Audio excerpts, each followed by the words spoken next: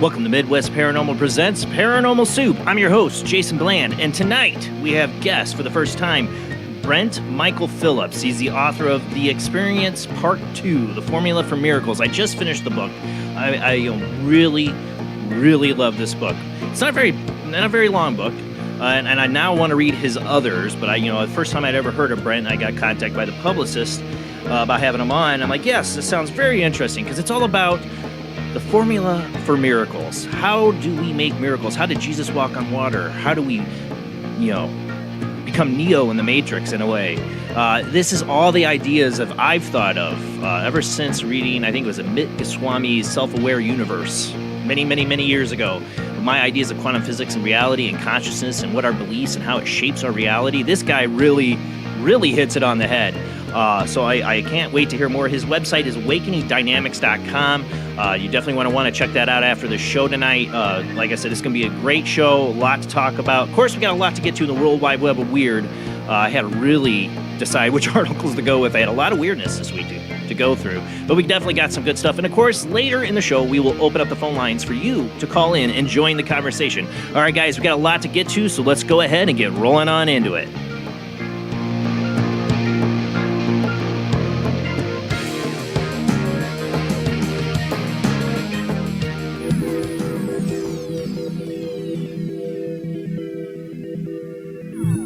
Welcome to another night of Paranormal Soup. As I said before, I'm your host, Jason Bland. Tonight's guest, Brent Michael Phillips, will be joining us after the World Wide Web Weird, after our first commercial break. So if you're coming for that, hang in there. He will be joining us in about a half an hour. But stay, because we got a lot of weirdness to get to. Joining me every Sunday night is my beautiful co-host, Jamie D. How are you doing tonight, Jamie? I'm doing great, thank you. Now, I have to set up the World Wide Web of Weird here. Rob warned me that he might be running late tonight, but hopefully he should still be joining us. So I'm way out of practice with this. Somebody already get that set up before we get into this. I'm so out of practice with this. Sharing screens is the easiest. Oh, yeah, share screen. Yeah, we want that. Okay. All right, that's my share screen. There we go. We'll turn that off for now. Maybe. Go back to me. Okay. Yes. So tonight, a lot in the World Wide Web of Weird. Our guest, Brent Michael Phillips, will join us. He's the author of The Experience Part 2, The Formula for Miracles. He'll be joining us after the World Wide Web of Weird. I'm kind of stalling to see if Rob is showing up, but I don't think he will. We do have a lot to get to, so let's go ahead and roll into the World Wide Web of Weird.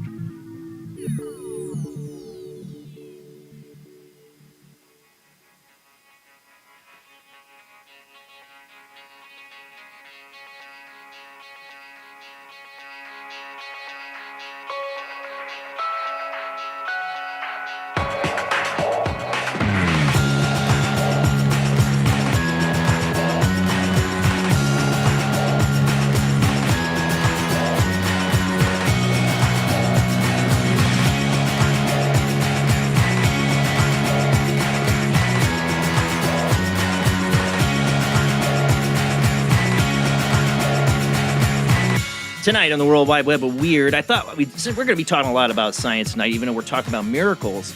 A lot of science in the Brent Michael Phillips book.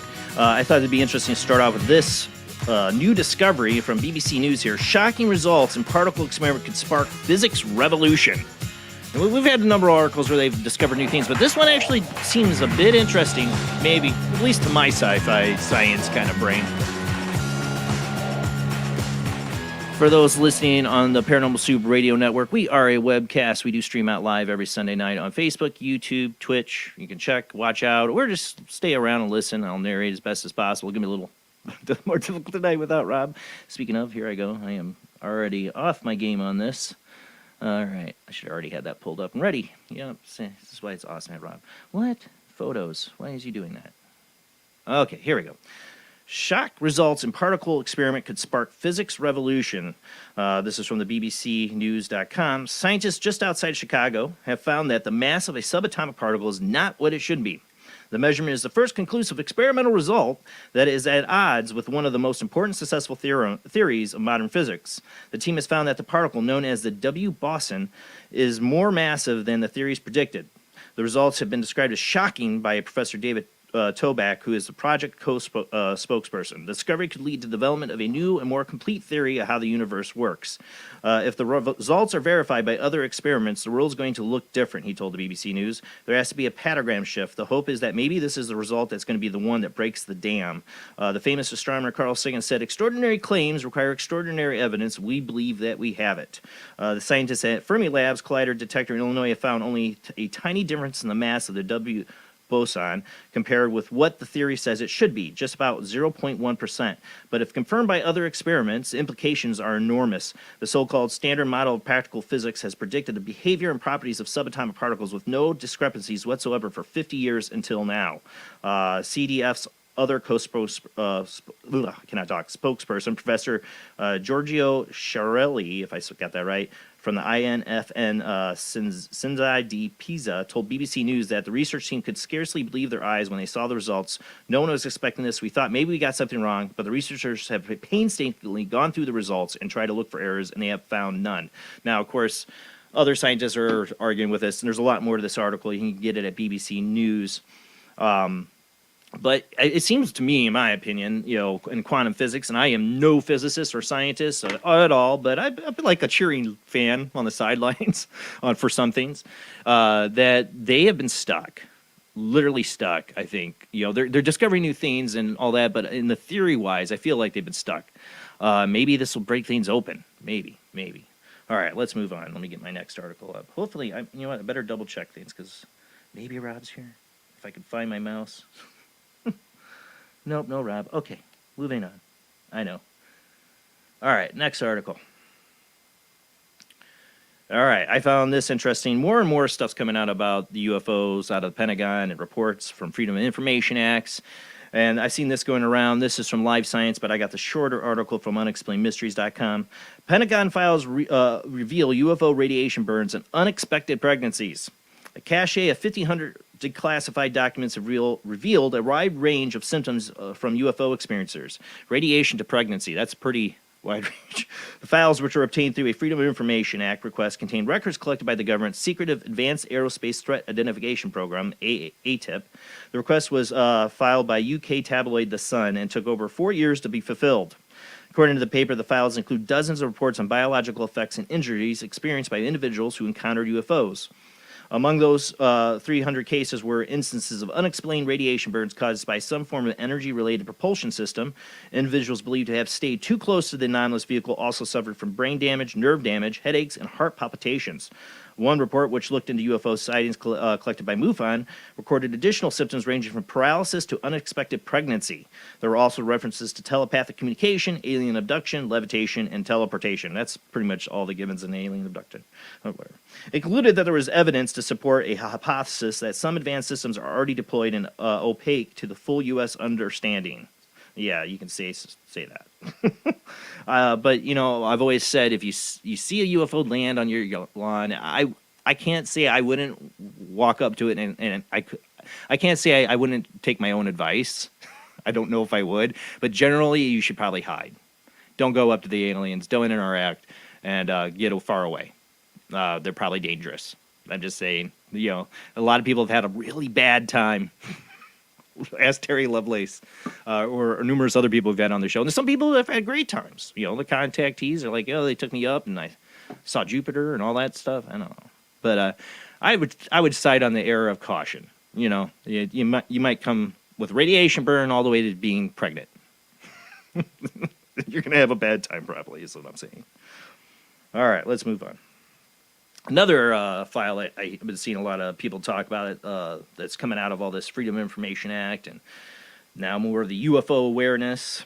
This one, another one from Unexplained Mysteries here. U.S. warships were stalked by balls of light in 2021. According to documentary filmmaker Dave C. Beatty, the incident involved the U.S. Navy warship USS Kearsarge, as you say it, which had been on a training exercise off the east coast of the United States in October of 21, when it encountered two balls of light. The objects, whatever they were, repeatedly pursued the vessel over the course of several days while remaining at a distance of around half a mile behind an altitude of 200 feet. They had initially been spotted by the ship's watch at night, who discovered that for some unknown reason they were unable to lock onto the objects with the thermal targeting. Some of the Marines believed that the objects were part of an anti-drone weapons training exercise, but were left perplexed when available countermeasures did not have any effect on them whatsoever. When the incident was reported, the officer in charge was told that the objects were not ours. So what once were UAP sightings that were ignored or never logged, today more service members are reporting them. This leads to the indications that more are being observed, said Beatty. We've had a lot of these reports about, like they say, drones, coming to our nuclear fields and our nuclear installations and following our Navy ships. But are they drones? I mean, this is out in the middle of the ocean. If it's drones, it's military drones. It's not amateur ones. All right. Let me check one more time. I keep checking to see if Rob's here. All right. And it's hard to tell from this angle. No. Okay. Back to the stories. All right. On to Article 4. See how so much better it is when Rob's here? Okay. And I say with all the love. Rob, he tries to get here on time every night. Sometimes things happen. So I have to do this on my own. All right. This next one, we got Ariel. Wait, am I on the right one? Did I skip one? Nope, I'm on the right one. Okay. See how bad this throws me off? Aerial anomaly over Alaska sparks UFO speculation. And I've seen a lot of people post them. I almost didn't cover this one. I had a lot of stories to go through, but I've seen so many people post this one that I thought I might as well address it. Resembling a long spiraling shaft of cloud or the plume from some sort of rocket, the phenomenon was first sighted by locals on Thursday morning around 7 a.m. in Lazy Mountain. And I think Alaska, right? Yeah. When the photographs started appearing online, social media users were left speculating over what it could have been. Theories include a UFO, a satellite, volcanic eruption, and even a missile connected to the current conflict in Ukraine. So numerous were the reports that Alaska State Troopers and Alaska Rescue Coordination Center began coordinating a potential rescue operation in the event that there had been a plane crash. A rescue helicopter which flew over the region, however, reported finding nothing on the ground. There have been no reports of overdue aircraft or ELT activations indicating an aircraft crash, Alaska State Troopers stated in a news release. Investigation later indicated the phenomenon could have been a contrail of an airplane.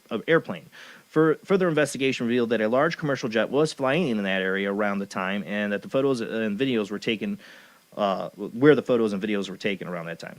Troopers believe that photos and videos showed a contrail for a commercial jet combined with a rising sun, which together caused a unique atmospheric sight. And I've seen people debating that ever since. I don't know. It's weird. And there's definitely more pictures you can find. If you go to Unexplained Mysteries, go to the article, they got more pictures. You can look at it. I don't know, Jamie, what do you think? Do you think it's a contrail from a jet? I know it's kind of hard to tell from the picture. It is hard to tell from the picture. Let me see if I can zoom in. Hold on. That doesn't move it. There we go. Okay. Zoom in more. It's Mm, like you can see, I mean, it's a big contrail.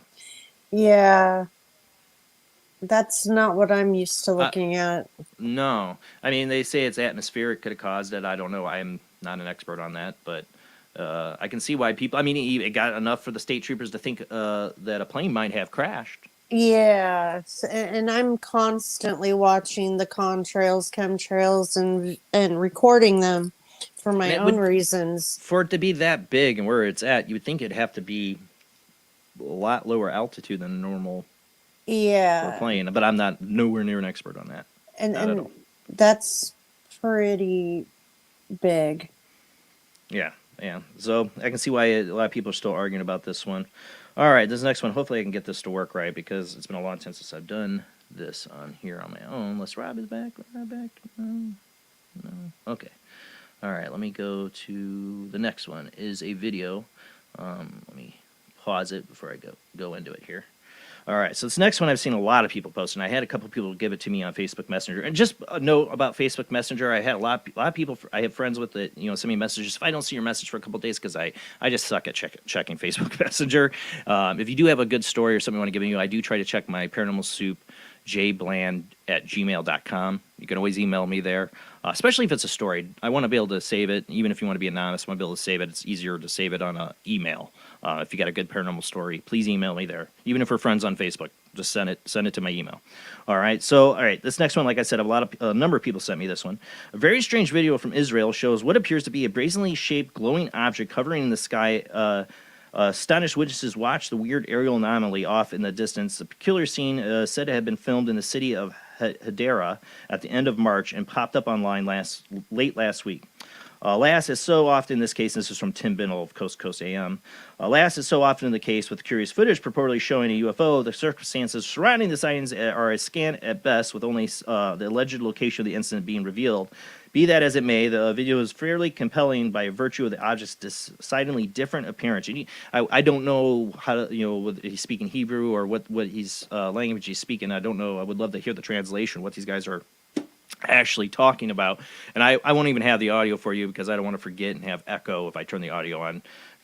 So you won't hear it, but you can go and find this at Coast to Coast AM. Has an article on this with the video. Strange UFO filmed over Hadera, Hadera. If you type that into YouTube, you'll find it.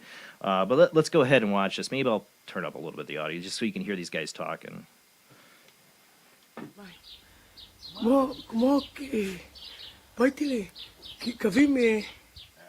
Turn the audio down on it though. I don't want to forget and leave that on. Let me mute that on my end too. So I don't know, Jamie, if you can see that, but it'll come up here. It's weird. Remember the crack in the sky video kind of thing from the airplane we had? Yeah. I think last year.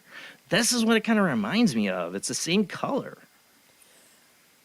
Is this the same one? Okay, I think this looks similar to what I just talked about on Wednesday. The picture's different, but it almost looked like it was a hazy day with like the sun coming out, or if it was like smoky and the sun trying to come out. But it did look kind of like that crack in the sky.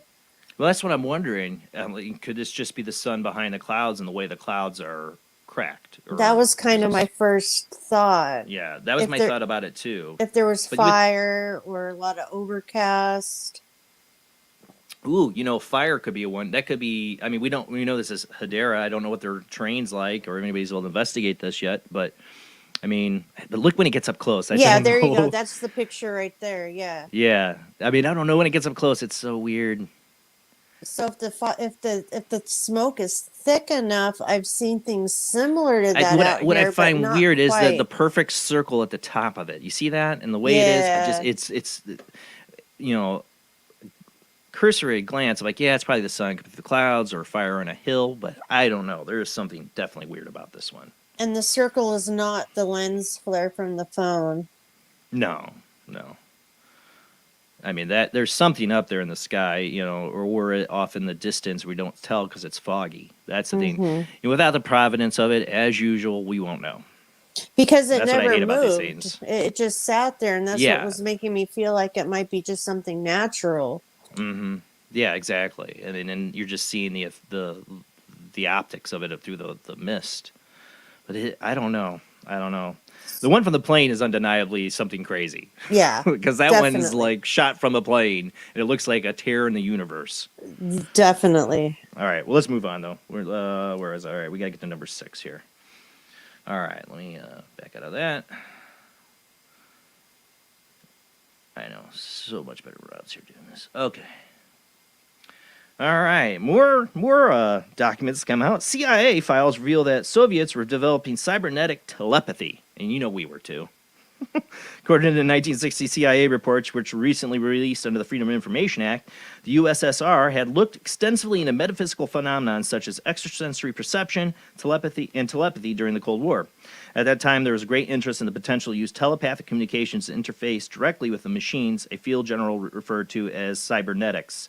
In one of the reports, Soviet scientist D.A. Kurmanov had told CIA agents how his team had attempted to record or tape the central nervous signals of a pianist and broadcast them into the arms of another person who had been otherwise unable to play the piano. Imagine that. They literally, like the download in the Matrix where, like, suddenly Neo gets downloaded Kung Fu. Right?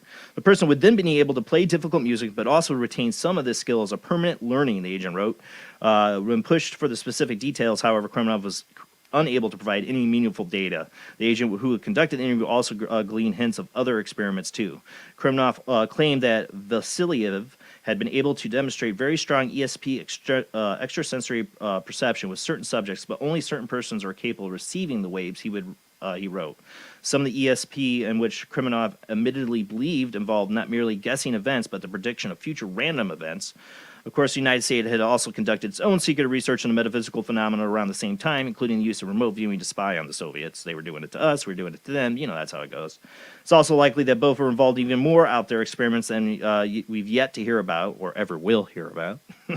But I find this, interesting because the skeptics out there, people that don't believe in the paranormal phenomena or something beyond what the realms of science are, well, your government did. Your taxpayer dollars paid for it. It was enough to get the Soviets and the American U.S. military and the Department of Defense to look into it. And they're still doing it. So that brings me to my last article. I'll be getting here in a sec. I kind of had a little, I listen to conservative and left views, and I see websites, and one of them is the Daily Wire. It's a conservative one, and I got a little grind my gears a little bit when I saw Ben Shapiro. And I mean, nothing against Ben Shapiro, or maybe so. Maybe you don't like Ben Shapiro. I know a lot of people who don't. For whatever reasons. I'm not getting to the politics of it. Let me go to this. This is the article. Well, actually, let me first post what he shared here. He goes, and of course, I don't know if anybody are familiar with, and who cares, but everybody's going after Disney because Disney is an evil company. I'll admit it. They got something going on. So evil. When you're arresting child molesters at the, working at the park all the time. I mean, how many stories of these we have to have before Disney's going to do something? And then they're talking about, I don't want to get into all that, but I'm not a fan people. of Disney. Yeah, I'm a fan of Star Wars, of course. I'm wearing a Star Wars shirt, but I am not a fan of Disney, and I have much beef with that. But I saw him take this little cheap shot. More things to introduce your kids to, he says, that you probably didn't want them doing. This is a shot at Disney because of this article. Disney Channel star says she's done hiding her gift, that she sees and hears things like spirits. And the article, I got it right here. And let me go ahead and read some of this so you get an idea of what I'm talking about here. Disney star Vanessa Hudgens said she's done hiding her gift, as instead decided to lean into it, revealing that she sees and hears things like spirits. During the 33-year-old actress's appearance on the Kelly Clarkson Show Tuesday, the host and superstar singer asked Hudgens about her new passion in life, which involved delving into the world of the paranormal. Are you obsessed with ghosts? Clarkson asked. I hear you are. The High School Musical star corrected Clarkson, said it wasn't new necessarily, before she explained how throughout her whole life she said she has run-ins with some things from beyond. It's not really a new passion, the actress replied. You're just kind of like finding out, yeah, I feel like I've accepted that fact, like I see things and I hear things. The host asked her to explain further and if she really had experiences of the paranormal kind. And this is her response. Yeah, a lot of them over the years, Vanessa shared, like even as a child growing up. I remember getting ready for school when I was 8 years old, and there was like, those ducks this is her direct comments, those ducks like ducks things that you pull, like the toy with the duck thing I think she's talking about. It's a toy. There was one of those things in the dining room table, and it started walking, and it just started like going alongside of me. So I guess it was like following her. I kind of shut it down for a while because it's scary. Hutchinson's continued. The unknown is scary. You can't. But I recently was like, no, this is a gift. It's something I have ability to do, so I'm going to lean into it. And she goes on in this article, talk about, she went to a graveyard with a friend with a spirit box, and she's into that. But Ben Shapiro's mark is like, this is Disney trying to talk to your kids about spirits. This was an interview with a 33-year-old actress, and kind of ticked me off because, yeah, I understand Ben Shapiro does not believe in the paranormal. He's a very straight to the facts man kind of guy, and science, So he's not a believer in the paranormal. I get that. But to take this kind of cheap shot because somebody comes out and the read the comments probably is what pissed me off more on this thing. So I had to make my own comment, which I rarely do anymore on Facebook. I rarely do. But I had to make my own comment. Basically, you can see some of the comment there telling Ben Shapiro to get over himself. He's Jewish. He has Jewish beliefs and something supernatural, his religious belief. It's just no different than Vanessa Hudgens having her own spiritual ideas or beliefs. And to take a cheap shot at her just to get another cheap shot at Mickey Mouse was pretty stupid. A lot of people have had these experiences. A lot of people do. Maybe Ben Shapiro hasn't. Maybe, and I've seen the people making comments saying, well, mate, you're schizophrenic if you hear voices, and all the negative in there just pissed me off. Like I said, I rarely comment on these things anymore, especially in politics. I don't give a crap. I don't comment anymore. But on this, I had to comment. I'm not going to get into the full comment there because we're out of time. But I don't know. Maybe I'm reading too much into his comment there. But this was them taking a shot at it. Because, it's paranormal. She's crazy, and that's all the comments there. So I got so mad. This is why I do the show. For you guys, you can come here. We're not going to think you're crazy. We have open minds here, and this is an open forum, a place to discuss these things. And it drives me nuts when I see mainstream media treat it like this still. They still treat her that came out with this like, oh, she's crazy, and everybody's like, oh, she's a Satanist. No, she's had experiences, you jerks. That's it for the Worldwide Web Weird. We got to go to commercial break because our guest, and let me make sure we got him on here before I do. We add him to the stream. How you doing tonight, Brent? I'm doing great. You sound great. All right, we're going to go to commercial break, Brent. Brent Michael Phillips, we're going to talk about your book, The Experience, Part 2, The Formula Miracles. I just finished reading this and love this book. I might actually give this book to my dad. He's somebody who's very into quantum physics and science, but has an open mind, and I think he'd really enjoy this book. So I can't wait to talk to you about that, but we're going to go to commercial break, and when we come back, Brent Michael Phillips, The Experience, Part 2, The Formula for Miracles.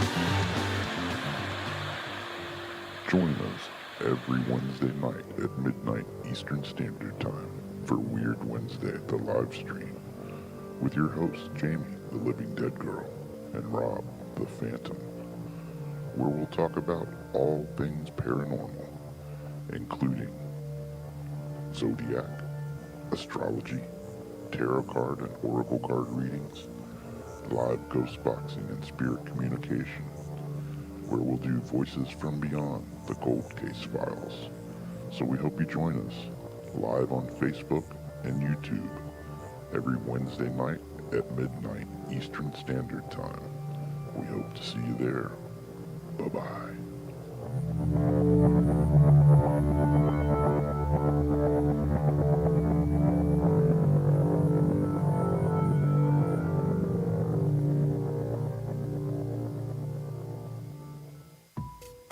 Since 1948, Fate magazine has brought you reports of the strange and unknown, all of them true. Fate Radio is carrying on that tradition, bringing you the unusual, macabre, strange, and bizarre. Join host Kat Hobson Sunday nights from 8 to 10 p.m. Eastern on WBHM Digital Broadcasting.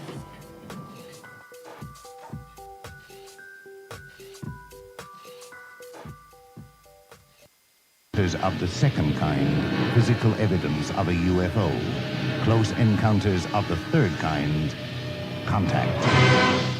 From Steven Spielberg, the director of Jaws, comes one of the most ambitious and unusual films ever made. And what you will see has never been seen before.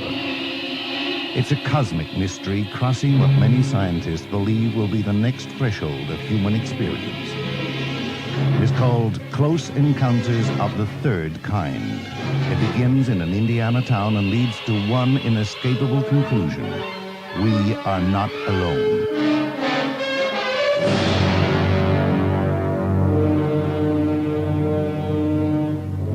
Close Encounters of the Third Kind. Certificate A. Now showing at the Odeon, Leicester Square. The international chart-topping, Haunted Horror of Haverfordwest has been described as terrifyingly real, a must-read, shocking and chilling brilliance, genuinely worrying, utterly frightening. Don't read before bed. Described as one of the spookiest writers out there, best-selling author G.L. Davies presents Haunted Horror of Haverfordwest. The true paranormal account that is shocking the world. Dare you enter? Dare you read? Haunted Horror of Haverfordwest is available on Amazon, Barnes & Noble, Kindle, and wherever books are sold. Pray you never have to live there. This is the sound of a space clock aboard a U.S. satellite 180 miles above the Earth. No one winds up this timepiece. It's powered by a tiny battery, a battery that delivers power for years without replacement. Now the same type of battery, the Duracell battery, can bring new reliability and long life to your battery-operated equipment. Radios, cameras, toys, all run far longer. Duracell batteries, the long-distance power cells, outlast any ordinary battery. The same type of battery that keeps space clocks running for years can bring long life to anything powered by batteries. Dura, as in durable. Cell, as in power cell. The Duracell battery, made by Mallory. Are you intrigued by Paranormal Talk Radio? You'll love the new Paranormal Radio app from Talkstream Live. You'll find a great selection of talk shows covering UFOs, ghosts, strange phenomena, and much more. Download the Paranormal Radio app now and start listening to the very best in paranormal talk entertainment, including the network you're listening to right now, the Paranormal Radio app, free in Google Play and the iOS App Store. Switch to DCS ranging. 240, nominal to profile. We're in the pipe. 5 by 5.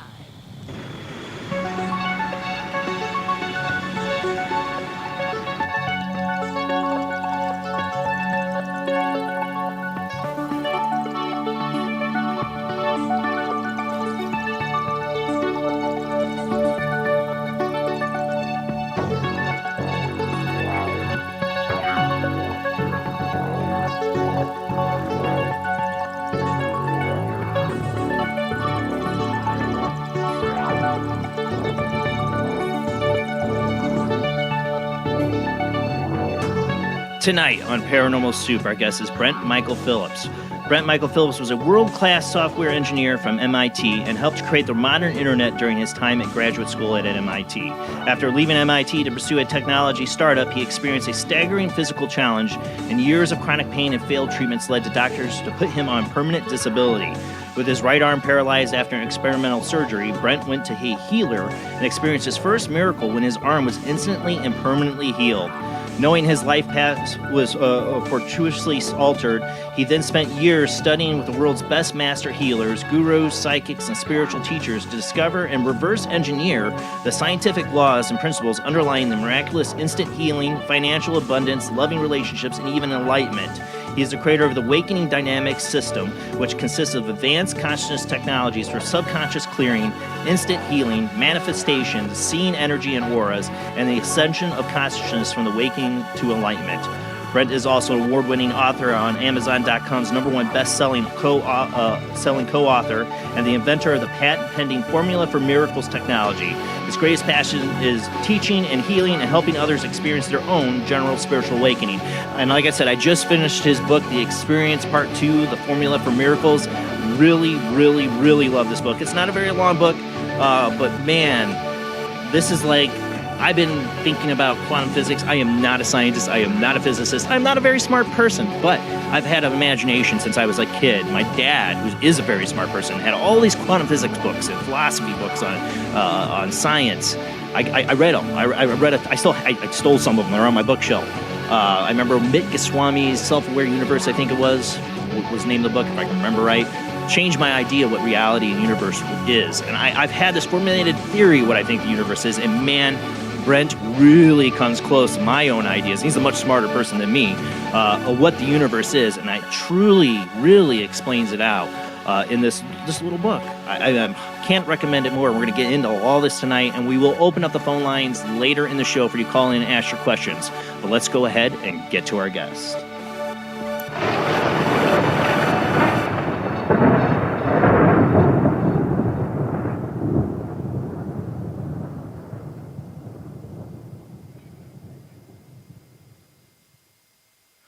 All right. Welcome to the show, Brent. It is an honor to have you on. Oh, I'm excited to be here. This is great. I'm sorry about the mix-up today. You know, sorry about the mix-up. No worries. No worries. Because I was like, oh, no. I was like, I just finished your book. I really do really love it. Like I said, it reminds me of a lot bigger book by a physicist named, I think it was Mitt Goswami or something like that. Yes. Probably butchering his name. You know what I'm talking about? I do. It's a book that really changed my life. It's me too. Long time ago. I put it in like top 5 most impactful Yes. books I've ever read. Right? I thought about that book the whole time I read yours. I'm not saying you stole anything from him or anything like that. He was but an it's a influence long. for sure. Yes. Oh yeah, it opened my mind to it explained a lot of things I just unconsciously thought about the universe ever since my earliest memories. Yes. And for those who haven't read it, how about I spoil it a little bit right now? Yeah, spoilers. The fascinating thing was proposed the concept that typically we think that matter put together in the right combination creates consciousness, right? Right. This much carbon, this much hydrogen, this much, calcium, whatever, right? Boom, consciousness. It's like, no, it's the other way around. The consciousness drives the creation of the matter and the energy. So that it doesn't actually need to figure it out. It knows exactly how to combine itself. And so fascinating that we're here because what came first, the chicken or the egg, Exactly, right? So we also want to turn inside out our ideas about time and space. That exactly. It's not so much that mass bends space; it's more that space creates mass. And it's funny how everything kind of works when we think of it backwards. You ever notice that? Yeah. It's what I always was fascinated as a kid was the idea of alternate universes. And parallel universes, and that's what got me really interested in my dad's like quantum physics books and stuff like that. Yep. Like, what is this, and I learned about the uncertainty principle and the 2-split experiment and the possibilities that the cat is alive and dead in the box. Like all these things. It's funny you mentioned quantum physics. I had an interesting experience when I was 13 years old. I was in 7th grade. My uncle showed up one day and said, "Brent, you need to go learn quantum physics right away." And I'm like, what? He goes, there's new research that shows that if you don't learn it by a certain age, you can't learn it ever. And like a my foreign mo- language. yeah, exactly. And my mom was furious, but we went down to the library and spent like 3 weeks reading books and learning the basics. And he's like, you got to do this now. When you're older, you can't do it.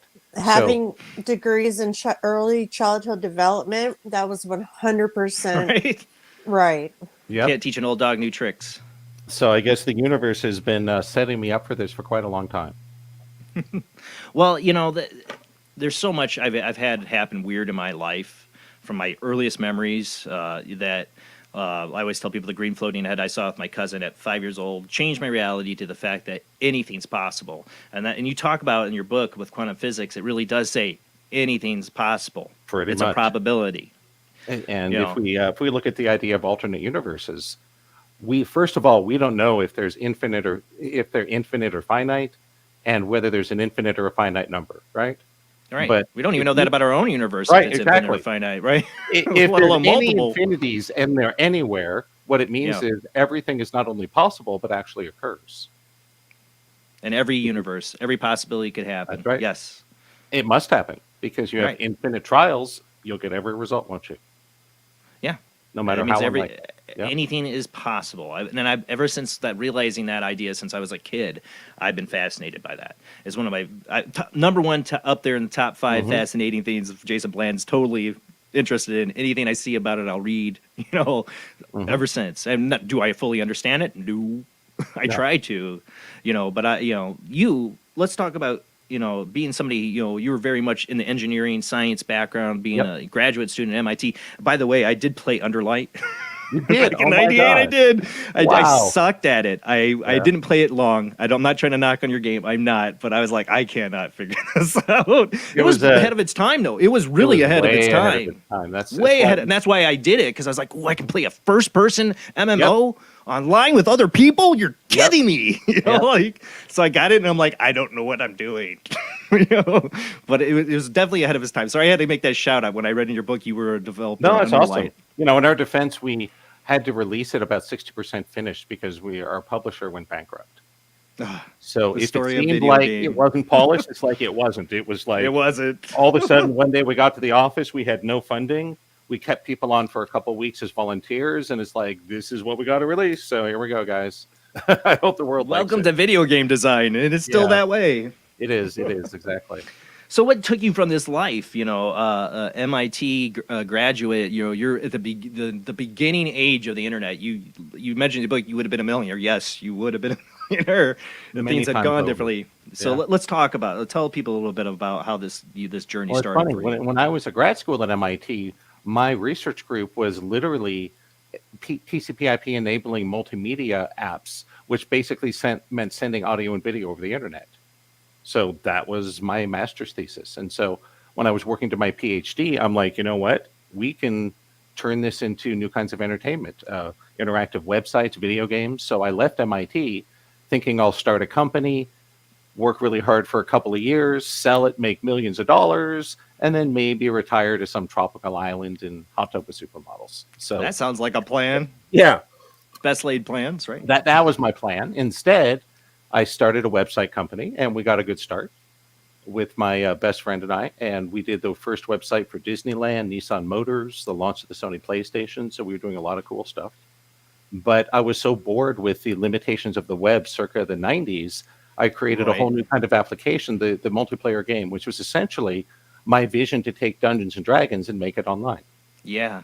And you know what? That's what I had a problem with the game, because I sucked at Dungeons and Dragons too. A little So bit. That I ever basically, tried. we all love Dungeons and Dragons. We're like, Yeah. I think I can build something to take this online. Today we call them MOGs or Yeah. multiplayer online games. It was but really ahead of its time. it was way ahead of its really time, was. and we built it. And I was working 100 hours a week, and I destroyed my body. Is a short version.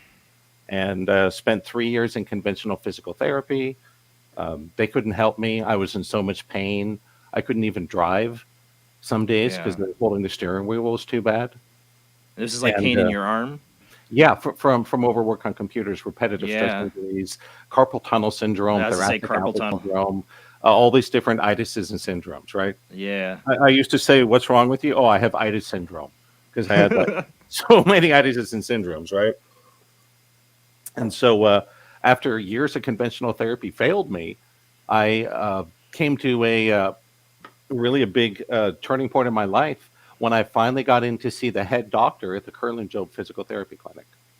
And I'm like, wow, this guy will be able to help me, right? Right. He worked on all these sports stars, Olympians, You got to spend enough money, you think. exactly. It's just What? like, and I went in to see him, and he's like looking at my files, and he's just like, well, I'm sorry, Mr. Phillips, but there's nothing I can do to help you. You're just going to be in Jeez. pain for the rest of your life, and you'll never be able to work again. And he did me the great favor of referring me for permanent disability when I was 27 years old. Holy God. Yep. So I went from internet superstar to cratered my life and was sent home to die at 27.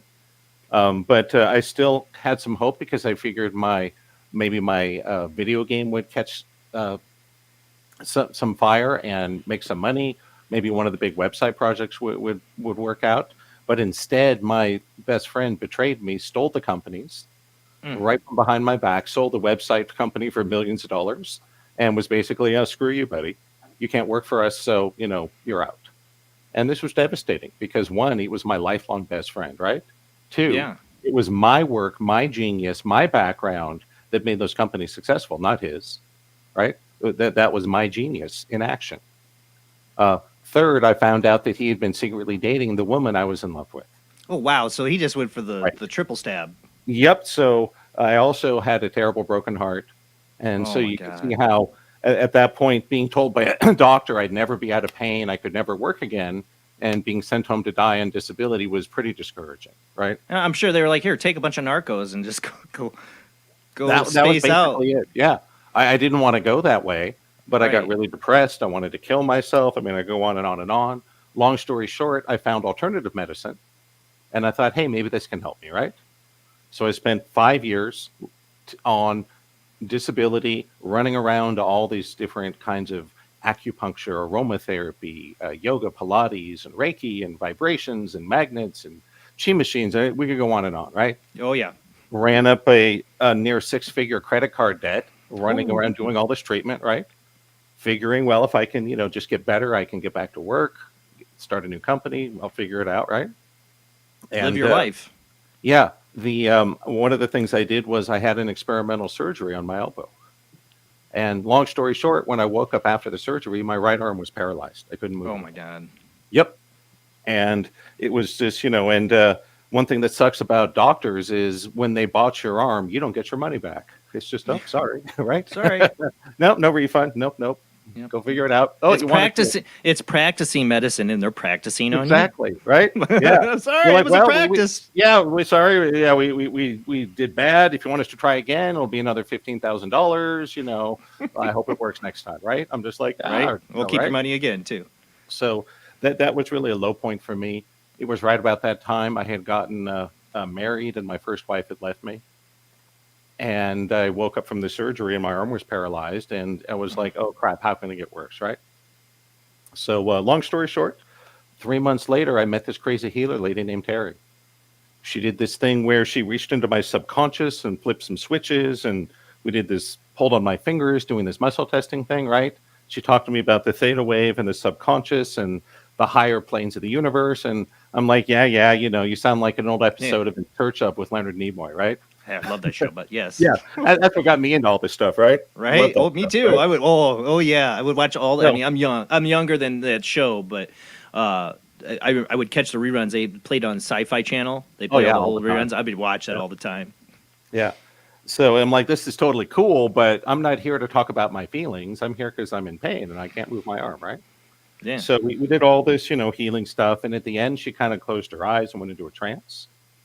And honestly, I'm like looking out the window thinking, what do I want to get for on the way home for lunch, right? Right. I'm like, I'm kind of bored. This is cool, but I got to go live my life. I'm busy being depressed, right? And about a minute into it, I felt this loud crack and pop in my elbow. Wow. And I remember Terry looked up at me from across the room. She's like, okay, dear, let's try that arm again. And I tried my arm, and I'm like, oh my God, I couldn't believe it. Wow. My arm, which had been paralyzed for 4 or 5 months since the surgery, just instantly healed. And it was this loud pop, and boom, there it was. And that was pretty crazy, right? Yeah. And it really blew me away because people will ask me later, Brent, what was it that allowed you to experience a miracle? And what I say is this: it's simple. I learned at a young age studying quantum physics that anything was possible. So there I am, right? 30 some years old, 20, decades after, and this thing I had learned in the library at UCI at the urging of my uncle ended up changing my life. Pretty awesome, huh? Yeah, because it leaves you open to the idea, and you talk about this in the book. I really love this because there's so much to get into tonight. Because I mean, it was just I think the last Sunday or a couple Sundays ago, I was comparing reality and everything that's the paranormal and why things are they are because life is like a video game. And you have this reference pretty big in the book about this. I think our brains are on the kind of same wavelength with this. Absolutely. Because I always feel like everything's the idea of fractals, or everything's in a repeat of like the Fibonacci sequence. That everything's a mirror of the bigger picture or a hologram, like a way you break up a hologram. But humans, in our creativeness, are always replicating the outer experience, what everything really is, the big answer. We don't realize we're doing it. But in our fiction and and what we do with video games, that we're trying to create a metaverse right now. You know what I'm saying? They're trying to create a whole new universe for people to go live in their headset. And it scares the crap out of Jamie. I see her shaking her head, disapproval. But I honestly think it's the human nature creating the same kind of idea of existence that we don't realize we've created already. Yep. We're simply mimicking, and it's funny. Yes. One of the YouTube video series I'm working on right now for my YouTube channel is called "Everything I Really Need to Know I Learned Playing Dungeons and Dragons," and that's one of the videos is on exactly that. Life is a role playing game. Yeah. You're really. There is some higher energy, what I call the higher dimensional aspect of the self or higher self, that's choosing to come to Earth to play a character, to have an experience. It's like, hey, I want to be an engineer. Ooh, I want to be a plumber. Ooh, I want to be a magic user. Okay, you go to this world, you go to this world, you go to this world, right? And we think we're in charge of what's happening in our lives, but we're not. Right? The problem with reality is everybody's an NPC for the gamer. Right? Yep. There are no player characters anywhere. Right. We're all freaking NPCs. I was just in vacation in Florida with my 10-year-old and 6-year-old. My 10-year-old, we went on a paranormal investigation, and he started getting really deep in his head about death. And I'm like, okay, I don't want to screw you up, kid, with this weird family that we are. Yeah. So I had to have a philosophical chat with him, and I let him watch things maybe he shouldn't watch, like Rick and Morty, because he's a little clone of me. He loves sci-fi so much. He's my little clone when it comes to sci-fi. That's awesome. And I said, you remember that episode in Rick and Morty, the video game called Roy? I don't know if you've ever seen it, but in Rick and Morty, they go to this. It's like a what do you want to call it? A game place, like I can't think of the name of the actual place, but they go to this game place in the universe, and they get to play this video game called Roy, where you live the life of Roy. You are suddenly born. You live his life as a teenager into adulthood. He ends up dying in the video. This is just a small clip in the whole entire episode, but they play this video game called Roy, where you live this entire life, and then you die. You wake up oh my god, I was Roy. What the heck? I said that could be what our existence is like. What you see happening in video games is a mimic of what reality is. That you decided you're going to be Dean and live this life, and when it's over, it's not to be afraid or fear that you step out of the game. You're somebody else. I was just trying to get his brain to think a little bit outside of death and I'm done, or death, I go to hell or heaven. Think a little bigger picture. And I love that the one little small part of Rick and Morty always encapsulated my idea what reality could be. You literally could be playing the game of Roy. Yeah, it's pretty crazy how this is the truth of our world. And it's funny that when I was growing up, I always loved magic, the paranormal, right? Dungeons and Dragons, Star Trek, all that stuff. Oh, yeah. And I always figured, well, I'll go crush it in technology, make $100 million, and then maybe go to Peru and do ayahuasca and go look for aliens and all that cool stuff, right? And the universe is like, nope, Brent, other way around. We're going to take everything from you, totally screw you over, right? Destroy your body, destroy your bank account, destroy your career, wreck your mood, give you PTSD, all this stuff. And then you're going to go learn this stuff. And you're going to make your money doing magic with people. I'm like, really? But because I grew up loving this stuff, but there's a lot of people that teach different kinds of metaphysics, right? Oh Healing, yeah. manifesting. The trouble is this: for most of them, it's some talent or ability they've always had that they don't really understand and can't really share with you, right? My Right. goal is to tell people, hey guys, I had no ability with this stuff, nothing, right? I learned this from human teachers and I reverse engineered it and put it back together. And this is how you do it. It's not a question of is it real or not. It's real. Go try Yeah, it. when you figured it out when your arm popped. That was it. Well, not That was only your that, moment. people use this, their lives change. It's not a Yeah. magic wand. It's not everything you want all the time. No, nothing's like that. But if you're willing to do the inner work, to get into the subconscious, to get past your own ego, you can absolutely create a life full of miracles. There's no reason you can't. I mean, I've seen like, what, 1,947 is where I'm at in terms of my private session clients. Wow. So you don't get like, you might get 1 or 2 miracles in 10 years if you're by coincidence, right? But you don't get thousands. So I say, just know is this stuff real? Yes. Come learn it, apply it, get your own results, right? It's funny that people ask me, Brent, do you believe in God or the metaphysical, the paranormal? I go, well, right. I believe in them because the same reason I believe in my car, right? That I understand how cars work, and if you use them properly, they'll take you places, right? And you're not doubting my car, but when I do my work, when I work with the subconscious, doing healings, manifesting, right, in training to the quantum field, really opening the kundalini, connecting to that life force, that's kind of what we're doing. And it doesn't make sense in the old way we used to think about reality, that there's this external life that's out there and objective, and we have to apply force to change it. No, what's going on is we're holographically projecting. We're just running computer code in a big simulator. Yeah. So we were Right. just talking about this last week because the guy we had on was a numbers guy. Mm-hmm. He can read you about your numbers, your birthday, and all this stuff, and then how numbers he could like patch your reality with numbers. Sure. And if you look at the universe and the way things work, numbers are the universal language. Absolutely. It is the code to the universe. I love math. It's I suck at math. I'm screwed. I would never be the No, coder, but I'm not sure I'm good at it. I went to a Yeah. math contest in high school and came in last place out of 100 kids. So you at least got into the contest. I Yeah, would I get nowhere suppose. near the contest. I'd be in the special ed that's contest. the magic Like, fabric from which the universe is weaved, right? yeah. So, my goal is to show people, hey, there's a technology to this. There's laws of the universe, right?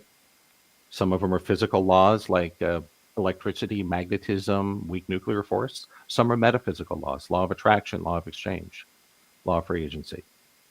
You learn how to use them, you can build technology. And it's really that simple. You can learn to debug your life, ascend your consciousness, right? Again, it's not a magic wand. It won't make everything be exactly how you want it, right?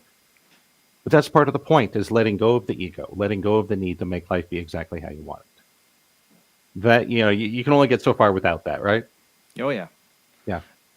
See, in the 2000s, I remember everybody coming, have you heard? Have you read The Secret? Have you seen the Secret? Yeah, I've heard about the damn secret, okay? I've heard about it so much, it's not a damn secret. Right? But, I mean, I watched it. Somebody gave me a video, and I watched it, and I'm like, okay, yeah, this makes you feel really good. Makes a lot of sense. But all those people eventually went back to their same damn lives, and everything Right. went to crap. I think there's a lot of good principles in there, and I recognize some of that in what you're talking about. But what I love about what you get into this book, and what I always felt was the reason why The Secret, it had other secrets, Yeah. that you didn't get, is that you have programming in you that keeps you from stepping through that wall, or levitating this thing. I love the way you compare it in the book as an online game, having the client server and the program software, and you being the creator of the game could hack it, and do what you want. I could change physics, and I did it. Yeah. One of the things I could do in the game was I could make my avatar fly and no one else could. Why? I changed the code that ran the physics. So if you're good enough at hacking the subconscious, you can change the code. You can hack the universe, right? Just like you're playing in a game. If Jesus walked on water, made fish appear, I believe those scenes were possible and happened. Yeah. along with the other mystics throughout the ages. I believe people witnessed these things and wrote them down for a reason because they did happen. That's That right. there are certain people have broken that barrier. They've gone Neo in the Matrix and they see the code like going down the Absolutely. wall. They're able to do it, And and I that's believe in that possibility. exactly what I do with people in the most advanced work into the quantum field. You learn to see the wireframe underneath reality with your open eyes. Right. And it's hard to stay there all the time, but you can get there enough to really see what's really going on. And you see that, wow, it is really a simulation. That even scientists tell it the universe is fundamentally a two-dimensional array of information holographically projected into four-dimensional space-time. So even the scientists now are saying, hey, our new theory of everything is it's a hologram, right? Yeah. And there you go. And we're all little holographic projectors. And if you don't like what you're seeing on the screen, you might want to learn to hack the projector and change the code, huh? Yeah. And that's what I think is so awesome about this concept. And I want to get into your other books and your website too, get more into this. I just read the book this week. And like I said, okay, like I am totally into this. I've always told people I believe in a higher power. I believe in a lot of things, but I'm agnostic. I question everything. Sure. But I do believe in the realm of anything's possible, basically.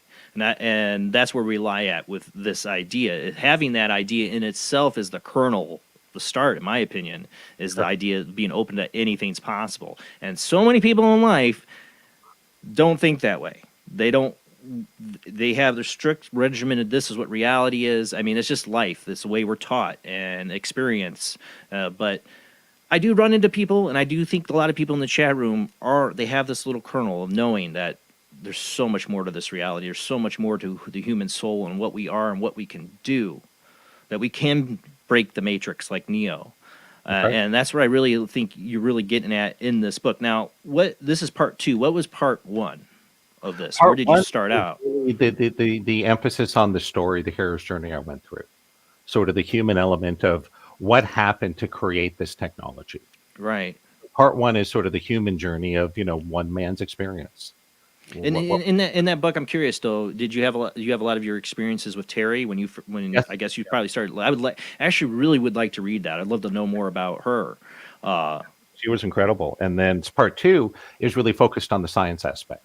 Yeah, and I love How that. do you take a scientific lens and look at things like energy healing, intuition, manifesting, right? The secret, or whether it be remote viewing or any of those things. And there's been a lot of serious effort over the years. Certainly, the United States, the Soviet Union, and the Cold I was War. just talking about that on the They threw a lot news of money segment. into things, right? Yeah. And what they recognize is with paranormal phenomena, what I would say is our relation to it is sort of like electricity 300 years ago. That's a great ref. Yes. 300 years ago, people knew about electricity. Of course, they weren't stupid, right? They saw it in the lightning strokes and the static electricity, but they didn't understand what it was or how it worked, right?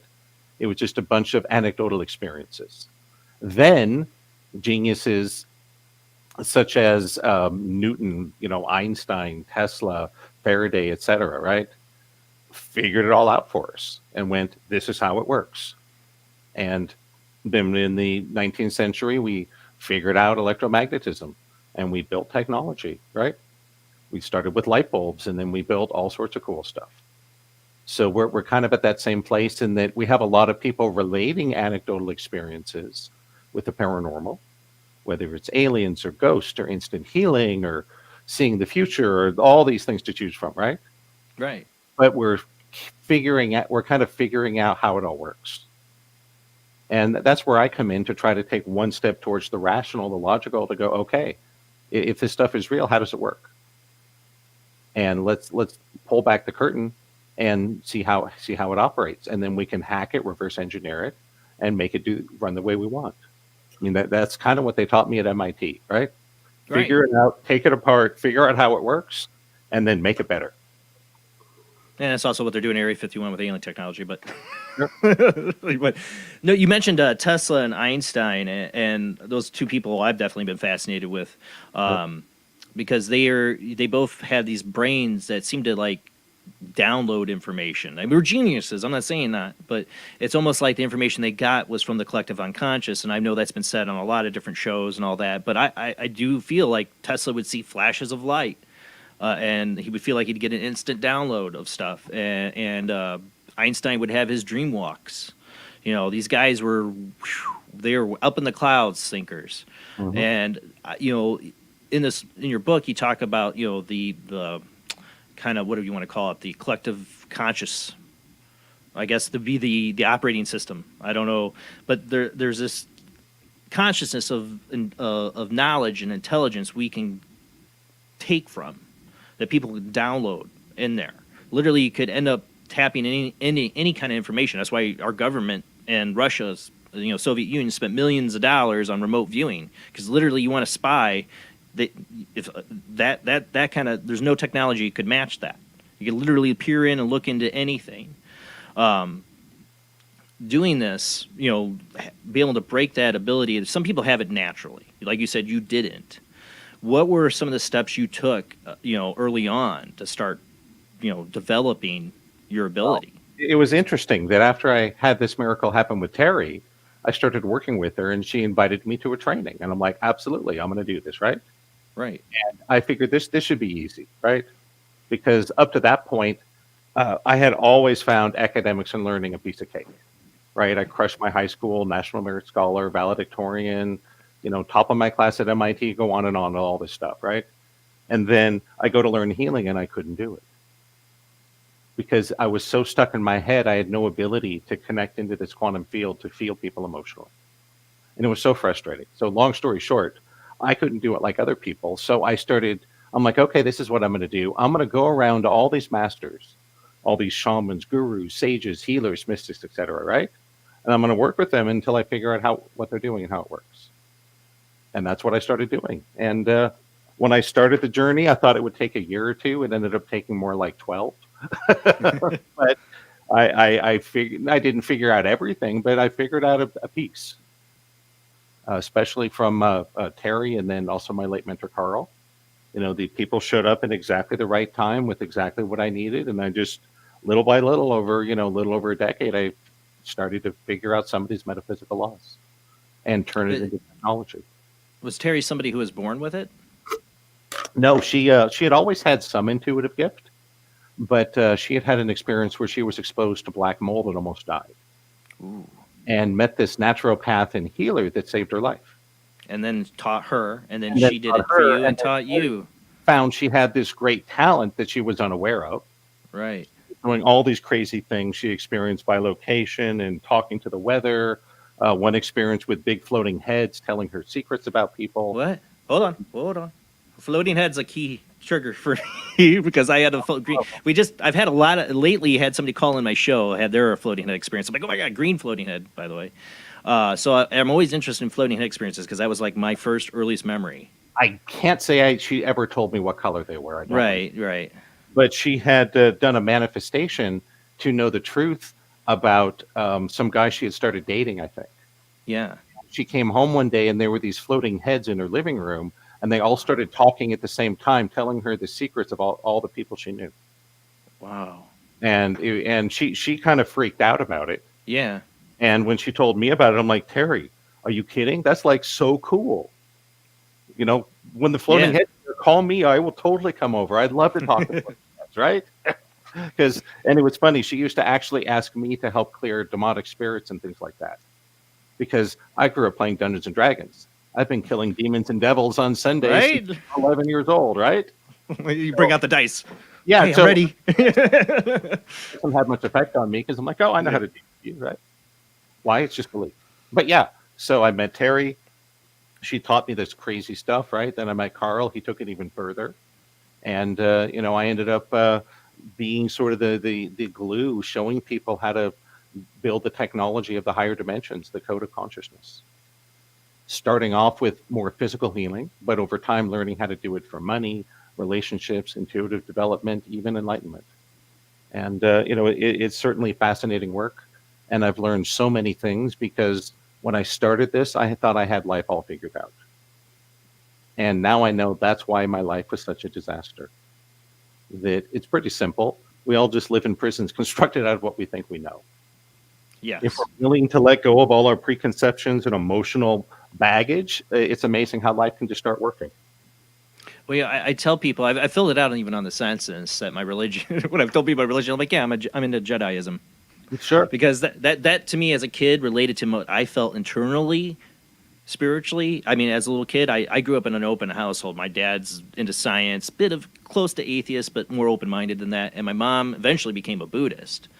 So I grew up in a very open household, discover what you want. So for me, the only thing that felt right to me was the Yoda on Dagobah with Luke. Sure. What he was telling him there, and Luke's trying to lift the X-wing out, and he can't. And do not. There is no try. That to me is what I felt reality was, and Yoda trying to explain it to Luke. You're limited by this, by what your preconceptions are. You would love. I have a whole YouTube series on that. Really, the truth behind the Star Wars movies. And kind of the Force and what's real about it, what matches reality, and some things that don't really match up, right? The same way you could do with the technology for the spaceships. You can go, well, this could be real, but this isn't going to happen. But yeah, this was a big influence on us. And I think that if you look at Star Wars, you have to ask, why is this so huge, right? Yes. Star Wars was not just a good movie. It was almost life-changing. Right, the idea of the Force, the mystical, the high tech, right? The cops and robbers, the cowboys and Indians. The archetypes in the story, definitely the hero's journey. And I think it's because the idea of the Force resonates with something within us. Yes, that's what I've always said. Whether it's past life or soul journey or however it works, doesn't really matter, right? But we're somehow designed for this, and it resonates with us. It's kind of like one of the funny Dungeons and Dragons games I had was we had our characters discover a game called, I think it was Accountants and Plumbers, and pretend to be regular people in our world. So we had us pretending to be them, pretending to be us. This is how deep Dungeons and Dragons get. Yeah. It's kind of how reality is, right? Yeah. You got the one that then pretends to be separate and intentionally forgets it's separate, so then it can have an experience that's finite and separate. Pretty clever, right? It's like Robert Downey Jr. in Tropic Thunder. I don't get into that speech, but but I even as a kid when I would read books, fictional characters and stuff at Star Wars, I was into James Bond, Ian Fleming's love. I always thought in my mind, back in my mind, is like somewhere in the multiverse, I could be Batman. You know what I'm saying? There is a James Bond, and that people, even when they cross over, maybe on the other side, spirits going, I'm going to live the James Bond experience. Go and do that adventure. Why not? Anything's possible. Yeah, another movie that I think was pretty close to home was Total Recall. Oh, yeah. You can put it in artificial programming of consciousness, and can you tell the difference between that and the, quote, real thing? The answer is, if the technology is good enough, you can't tell the difference. Right. Right? Just like in the Matrix. If all of a sudden it got the real world got switched out for a simulation, as long as it's a good enough simulation, we wouldn't even notice. Right. Yeah. So and you see some of the big top people like Elon Musk, Jeff Bezos, like some of these people are really, they're all saying, oh yeah, life's, we're totally living in a simulation. Some of the great minds out there believe we live in a simulation. I don't think we're like in the Matrix, like we're all batteries and some. Right. It's not a bunch of evil robots that took over. No. Here. I mean, I don't think so. Right. I've seen no evidence for that. So no. But in the bigger picture, in the scheme of things, it is. I mean, it's sometimes it's what you call tomato, I call tomato. Angel versus alien. It's our description of the universe and our perception. But any way you look at it, if there's a heaven, okay, and we come down here to live, and especially if you believe in reincarnation, which I do, then it is a simulation. This is a 3D experience, but whatever is on the other side is the real experience. It's the real life. We forget about it when we come here to live this experience. It's Roy. From like I said, from Rick and Morty, you can't enjoy the game if you don't have a little bit of suffering, a little bit of stake, Right. in it. And if you remember that existence, then you could be in God mode. Me and Jamie were just talking about that. I play a game called Star Wars Squadrons. And in there's players that have what we call God mode. They literally fly around. You can't shoot them, can't do anything, and they just keep going. And I said, eventually they got to get tired. I mean, who would want to play a game when you can literally never die? There's no challenges anymore. You can kill anybody you want, do anything you want until it's eventually. I keep telling this to my squad mates to get tired of these guys. I'm like, eventually they'll quit. Eventually they'll get bored of it. You know, why would you want to play a game if you got mode? So that says a lot about life. Yeah, we wouldn't. One of the things that Terry used to teach was that when you die, the first question you're asked is, do you really want to die, or do you want to change your mind and keep on living? So if you choose not to die, then the higher power just hits pause and rewind, puts you back in your body, and creates a different outcome. And if you choose to stay dead, then you can go back and live your whole life all over again as many times as you want. And that's I always want to see my childhood brain imagine that. I thought of those ideas. That's how we relate to video games, isn't it? Mm-hmm. Play a game once. If it's not that great, maybe you play it once and you're done with it, right? Yeah. You're like, yeah, Brent Michael Phillips, yeah, he was a good idea, but being him kind of sucked. Let's not do that again, right? Let's not do this one. Well, you wonder, some people don't come back for a reason. You know? Now and then you find a game you just love. Right now, I am just nuts for Pathfinder Wrath of the Righteous. Pathfinder? Yep. I haven't played that yet, but I've had some friends that are. Online video game. Incredible, right? Yeah. And so I played all the way through it 8 times so far. And it's like you just keep playing it. I'm going to try this character, this combo, right? At some point, I'll get bored with it and then move on to a new game. So at some point, we get bored with being whoever, right? You can be Jason, you can be Brent, whatever. You're like, yeah, I'm over that. Let's be someone else. And then when everyone has experienced everything, well, then we win. Yeah. I'm like that with my Sims. I've got all my different she's into Sims, Sims. and That's when like I a want to perfect be example. something different, I go and create a whole new avatar, a whole new world. My kryptonite is civilization. Ooh, that's a good one. So civilization took a big bite out of my life. I played that a long time ago, but yes. Oh, yeah. Probably it's measured in years at this point if you add up all the it's Oh, yeah. Civilization was a good one. I love those kind of games back in the day I would play. We want to get into video games, but I could talk about that. But again, how does it work? Well, it's civilization's developing. How does it happen on Earth? It's civilization's developing. Is there somebody playing the game of Civilization right now? Or maybe World War? Yeah, there's some higher power, going around making these choices, driving the simulation forward.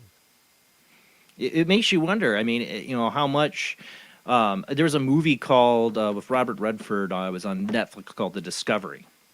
And spoiler alert, mute the mic if you want to go watch that movie. It's been out for a few years, so spoiler alert, mute your mic if you don't want to know. But in The Discovery, of course, Robert Redford's a scientist who discovers the afterlife. And the movie I have a lot of criticism of because it takes this premise of that, scientist proves the afterlife, and then all these people go and try to kill themselves. Like, everybody's killing themselves. I'm like, I don't think that's what would happen. Yeah. Thank you.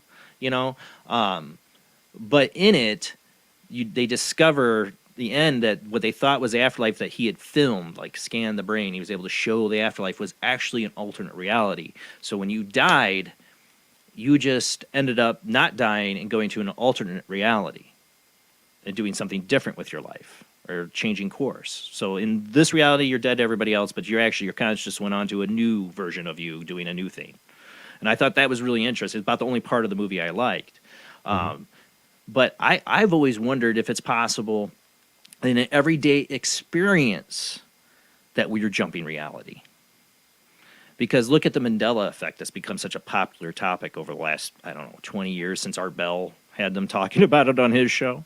I mean, everybody, I see new things about the Mandela effect every day, people disagreeing. And yes, it's a lot of times bad memory. But some things I'm on board with that. That's a Mandela effect for me. I definitely don't remember it that way, that we could be jumping by our choices and our consciousness and our perception realities. Just one minute difference. Every day we're doing it. People energy healing, that's one of the first things they learn is when you do a healing, you're just jumping realities. So one of the things almost anyone can learn with a little training is how to heal an allergy. What are you doing? Well, you're just jumping to another reality where the allergy's not there. Done. Because there's so many multiple realities, it literally could be a fraction off. Yeah, you just got to change the code because the code is determining what you're tuning to, right? There's another version of that video you want to watch instead.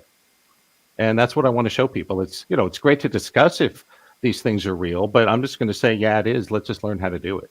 Right. How do So you jump that reality? that if So we're really in a simulation, we need to find where it glitches, and then we can hack it. we're going to be coming up on a commercial break here soon. We will open the lines, but I do want to get into because you talk about theta brain consciousness, and if you want to talk a little bit about this theta state, basically the state you're in when you're dreaming, but awake. What is the theta brain consciousness? Well, here's what happened. That when I was on this little journey of reverse engineering the masters, one of the first things that became obvious to me was there was a really strong correlation between all these paranormal phenomena, instant healing, right? Life-changing experiences, blah, blah, blah, and what's called the theta brain state. And what was discovered was, this was research done in the U.S. at the Stanford Research Institute in the 60s. Yeah. And what they found was things like remote viewing and seeing the future, talking to dead people, were all strongly correlated with the theta brainwave. So we had to develop a technology to get into the theta state when we're not asleep. Because normal time we go to theta is when we're dreaming. So it was this whole great technology that I learned from my teacher, Terry, about how to trick your brain to get into the theta state when you're awake and conscious. And that's like this magical key that unlocks the power of the subconscious mind. Then you can start pushing buttons and pulling levers in the subconscious, and that's when things get really interesting. Yeah, that's what I'm fascinated by. When I was a kid, I was always fascinated by, my mom had this book I found, The Sleeping Prophet, Edgar Cayce. And I read that thing more than once. I was always fascinated by him because somebody could go in this deep trance, and this other personality or consciousness would come through and know anything you'd ask him anything, he'd know it. And he'd wake up and have no memory of it. So he obviously, his theta consciousness state was in that unconscious state, like they had to tap into it. But I always thought that was such a key to the mind and to what we are, like, in this accidental state or however it happened for Edgar Cayce, that our brain can tap into this universal consciousness and literally tap into any kind of information or heal. He healed himself. One of the first things Edgar Cayce did was he healed his throat. In that unconscious state, the hypnotist asked him, like, heal your throat, and he did. And then people do these things nowadays too, and in hypnotic regressions. And I have Chris Lee, who does past life hypnotic regressions, and he will eliminate ailments doing it by you realizing you're seeing and your past life. I had a little session with him. It was really crazy. It was seeing your past life, and it will explain the ailment you have and actually help relieve it. Sure. There's for subconscious blocks like these, and they hit this theta wave. Once you get into that theta wave state, that's like getting into the programming. You can start taking away those blocks. The way I would put it is, normally you don't have the source code, right? Right. So you download a program from Google. You're just stuck with the executable, right? It runs the way it runs, and you have to wait for them to change it. With the theta state, it's like getting the source code. So if you don't like how it builds, if you don't like how it runs, you can just go recode it. And back when I was a software engineer, I used to like to brag. I used to say, I can make a computer do anything. It's just a matter of how long it will take and how much it will cost, right? Right. And it's kind of the same with consciousness. Once you learn how to work with the consciousness and energy, you can kind of create your life kind of any way you want. The only question is, how much work is it going to be in terms of programming consciousness to take you there? But really, the sky's the limit. Whatever we can imagine, we can start moving towards. Again, it's not a magic wand that will make your life perfect, but it's learning to connect to a higher intelligence that's inside all of us, that knows exactly when to go against the odds. It knows exactly how everything's going to turn out. So why not, right? If you got time in the holodeck, why not create something you're going to enjoy? Really great. Yeah. Well, you mentioned how some people are just lucky. Mm-hmm. Like they actually are probably in somewhat a little bit of this theta state, or they have unlocked that conscious barrier to give them good luck. I know a person like this literally can go into a casino and tell a person, go play that slot machine there. Boom. You know, I go play. I'm like, out of money. I didn't win nothing. I hate slot machines. Other people naturally unlucky. Yeah. And that was one of the more interesting things I discovered on the journey, was a sense of how luck works. It's really a matter of how connected we are to this quantum field, this higher vibrational state. How much are you present in and feeling, creating your reality versus being at the effect of it? And it's really amazing, but that's exactly what we do at the higher levels of the work is go right into the quantum field and just change the way it works. So you could change your luck. You could That's literally right. reprogram. So you go in that, and I put my quarter into the slot machine. And I don't think it's a quarter anymore, and I could win something. Not to guarantee, but it would start to generate that. We talk about this a lot on the show with different guests about the energy you put out and how it affects everything around you. But this is really the ultimate unlock. This is why my late mentor, he used to say, only learn this if you want to 10x your income. Why did he say that? Well, I thought it was a come on, but no, it really worked. I mean, for me, it's more like 4x, 5x, right? But I'm not going to complain. Right. When you're more connected, you become luckier. Almost everyone starts making more money. Why? Luck is the most important thing that drives how much money you make. It's not about how smart you are or where you live or where you went to school. I mean, those things matter. At the end of the day, what matters is how freaking lucky you are. Yeah. When we get Oh, yeah. reconnected to the field, life tends to break for us in subtle and unexpected ways. I know where I'm at with my family, and I'm not rich, definitely not rich, but I feel rich in life because I have a great wife and 2 great kids and a house over my head and a stable job at the moment. I work retail, but I feel very lucky, and I remind myself of that all the time. And I wouldn't be here without luck and help from others, And I you got to recognize that. But I could definitely, I definitely want to learn more about how to change my luck for maybe a little bit better. I do play the lotto. I could use some better Sure. luck. If I can make that a little better, that'd be great. We'll talk about that. We're going to go to commercial break and open up the phone lines for everybody. You can call into the show, ask Brent a question tonight, how maybe you can change your luck, or join the conversation tonight. But we are going to go to commercial break. We will be right back.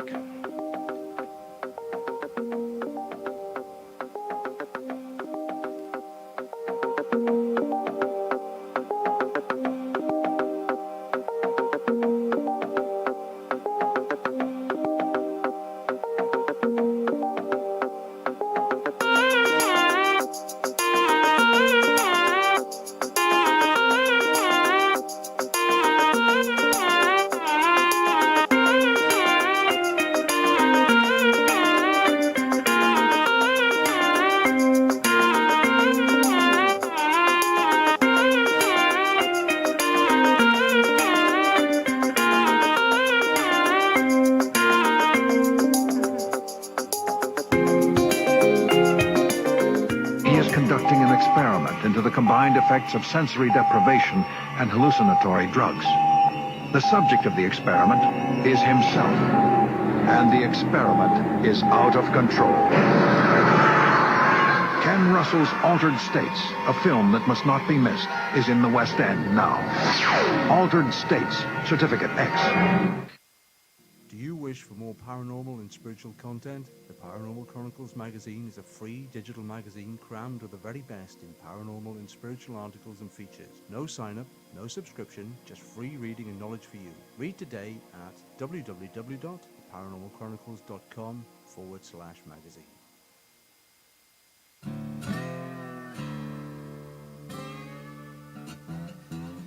Oh, come on. I'm Southern, but... nope. That'll do. Hello, I am Kat Hobson, host of Paranormal Experience here on WBHM Digital Broadcasting out of Birmingham, Alabama. I enjoy having guests from all areas of the paranormal, from ghosts to ufology to cryptids and beyond. You'll find some of the best researchers in their fields bringing you some great information. Join me on Wednesday nights from 8 to 10 p. Eastern here on WBHM Digital Broadcasting.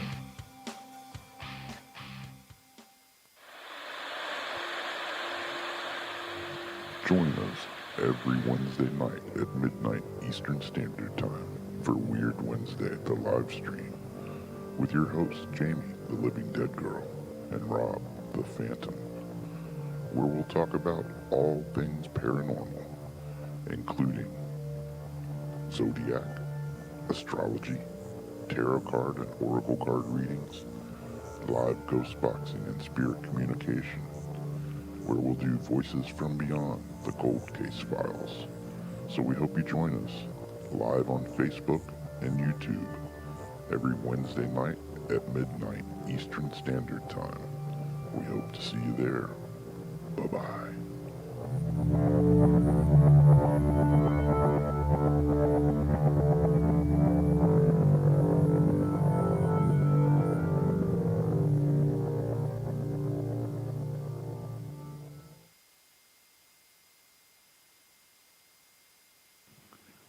Paranation Magazine is a new paranormal magazine based out of Denver, Colorado.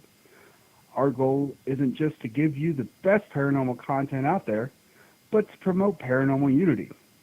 We're doing this by giving everyone an opportunity to tell their stories and to share their experiences.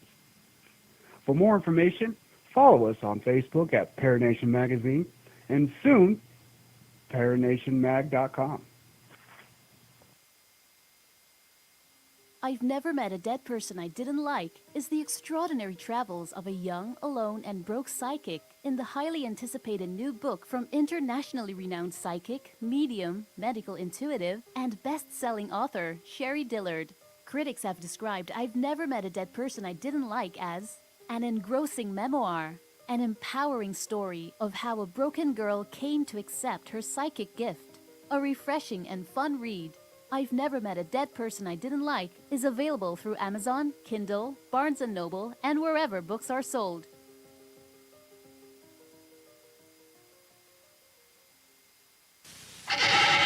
Edgar Allan Poe wrote Spirits of the Dead with a pen dipped in warm blood. You will see the ultimate in terror with this important all-star cast. Brigitte Bardot, Alain Delon, Jane Fonda, Terence Stamp, and Peter Fonda in Edgar Allan Poe's Spirits of the Dead. Only Poe's demented genius could bring to the screen such horror and evil.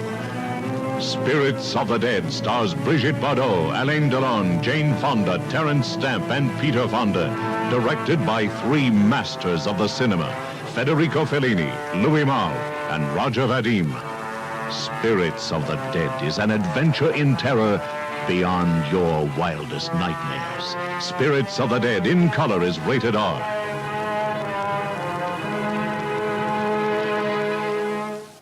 This is your last chance. After this, there is no turning back. You take the blue pill, the story ends. You wake up in your bed and believe whatever you want to believe. You take the red pill, you stay in Wonderland, and I show you how deep the rabbit hole goes.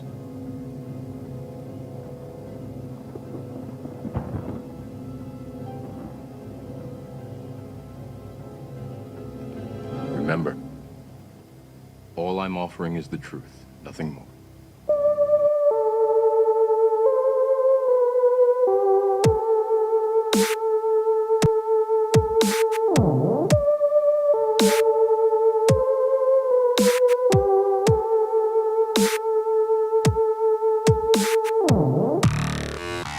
You're listening to Paranormal Soup, bringing you the weird every Sunday night. Call into the show and join the discussion. The call-in lines are 219-230-4444 or 260-225-9419. Or by Skype caller ID 00JBland00 or JBland Paranormal Soup. And now to your host, Jason Bland. Tonight's guest is Brent Michael Phillips, author of The Experience, Part 2, The Formula for Miracles. And that's what we're talking about. Is how can you're going to take the red pill or the blue pill? I'll take the red pill with us tonight and open your minds to the idea that reality is not what you might think it is, that we create our own reality with our conscious and the mass conscious program on us. This book I really, really highly recommend. If you're into the ideas of quantum physics and spirituality, this is a great blend of it, and he takes really insightful trains of thought into what reality is, and like me, he kind of compares, really does compare it a lot to a online video game. and there's a lot of aspects to that if you've thought about this as deeply as I have and as Brent has, that makes sense. What we're experiencing every day. Now the phone lines, let me make sure they're open for you guys. All right, let me see. Should be open. Phone lines open. Call into the show, join the discussion, or ask a question of our guests. But let's go ahead and get back to the show.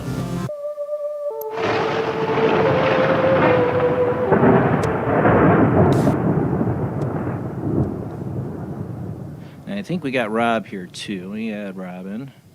There's Rob. Better late than never. Hey, Never Rob. better late. Yep. And I saw you were in the chat room, so you've caught some of the show tonight. Yeah. Welcome back, Brent. This Let is me great. Make sure you're unmuted. Yeah. Oh, there we go. Okay. Okay. You hear me okay? Yep, I hear you. Awesome. So we were talking about theta brainwave. The other thing I've been interested in, you talked about the muscle test. What is the muscle test? So what I'm really showing people is how to access this higher dimensional energy, right? The muscle testing is for most people the first step. And muscle testing is this. It's a way of tapping into your body's what we might call innate or cellular memory to bypass the logical mind, the conscious mind, Right. and go straight into the subconscious. So, and there's a lot of different varieties of muscle testing. And in my webinars, I walk people through it, and I'll actually teach you how to do it. To learn it takes about 15, 20 minutes of guided practice. And Yeah. here's essentially how it works. That every cell in our body emits an electromagnetic field. That all biology is electrical in some sense. And when we speak and think, the strength of the electrical field we emit is related to whether or not the thought or words resonate with our subconscious program. So when you say something that resonates true, your body is electrically a little in a different state than when you say something that your subconscious believes is false. As an example, most people will test very clearly to their gender. So if I say I'm a man, that will tend to get a strong response and make the field around my body stronger. Right. If I say I'm a woman, that's going to the resonance disappears, then I become weak. So muscle testing is learning how to read that difference, to find what belief systems or ideas resonate true with your subconscious. You're like trying to and which communicate not. to the subconscious. It in a is, sense. yes. If we Like see a the biofeedback. it is a form of that for sure. If we see the subconscious as source code, this is us kind of testing, hey, do you hold this line? Right? Do you have this code? So what would be some common beliefs? Rich people are greedy. I have to be poor to be close to God. I don't deserve love, right? We could go on and on. Yeah. None of these is factually provably true, but they're beliefs we hold, right? Emotional beliefs. That's right. They're emotional beliefs that feed back, and then that creates our experience. So it can be tricky because what you believe to be true, you'll tend to create. Right. This is why life is a self-fulfilling prophecy. If you really believe you're going to be successful, you will. But the trick is, it's about the coding in the subconscious, not the thoughts in the frontal lobe. Right. And this is why a lot of people get tripped up with The Secret. I'm Right. actually releasing a whole YouTube series right now called The Anti-Secret.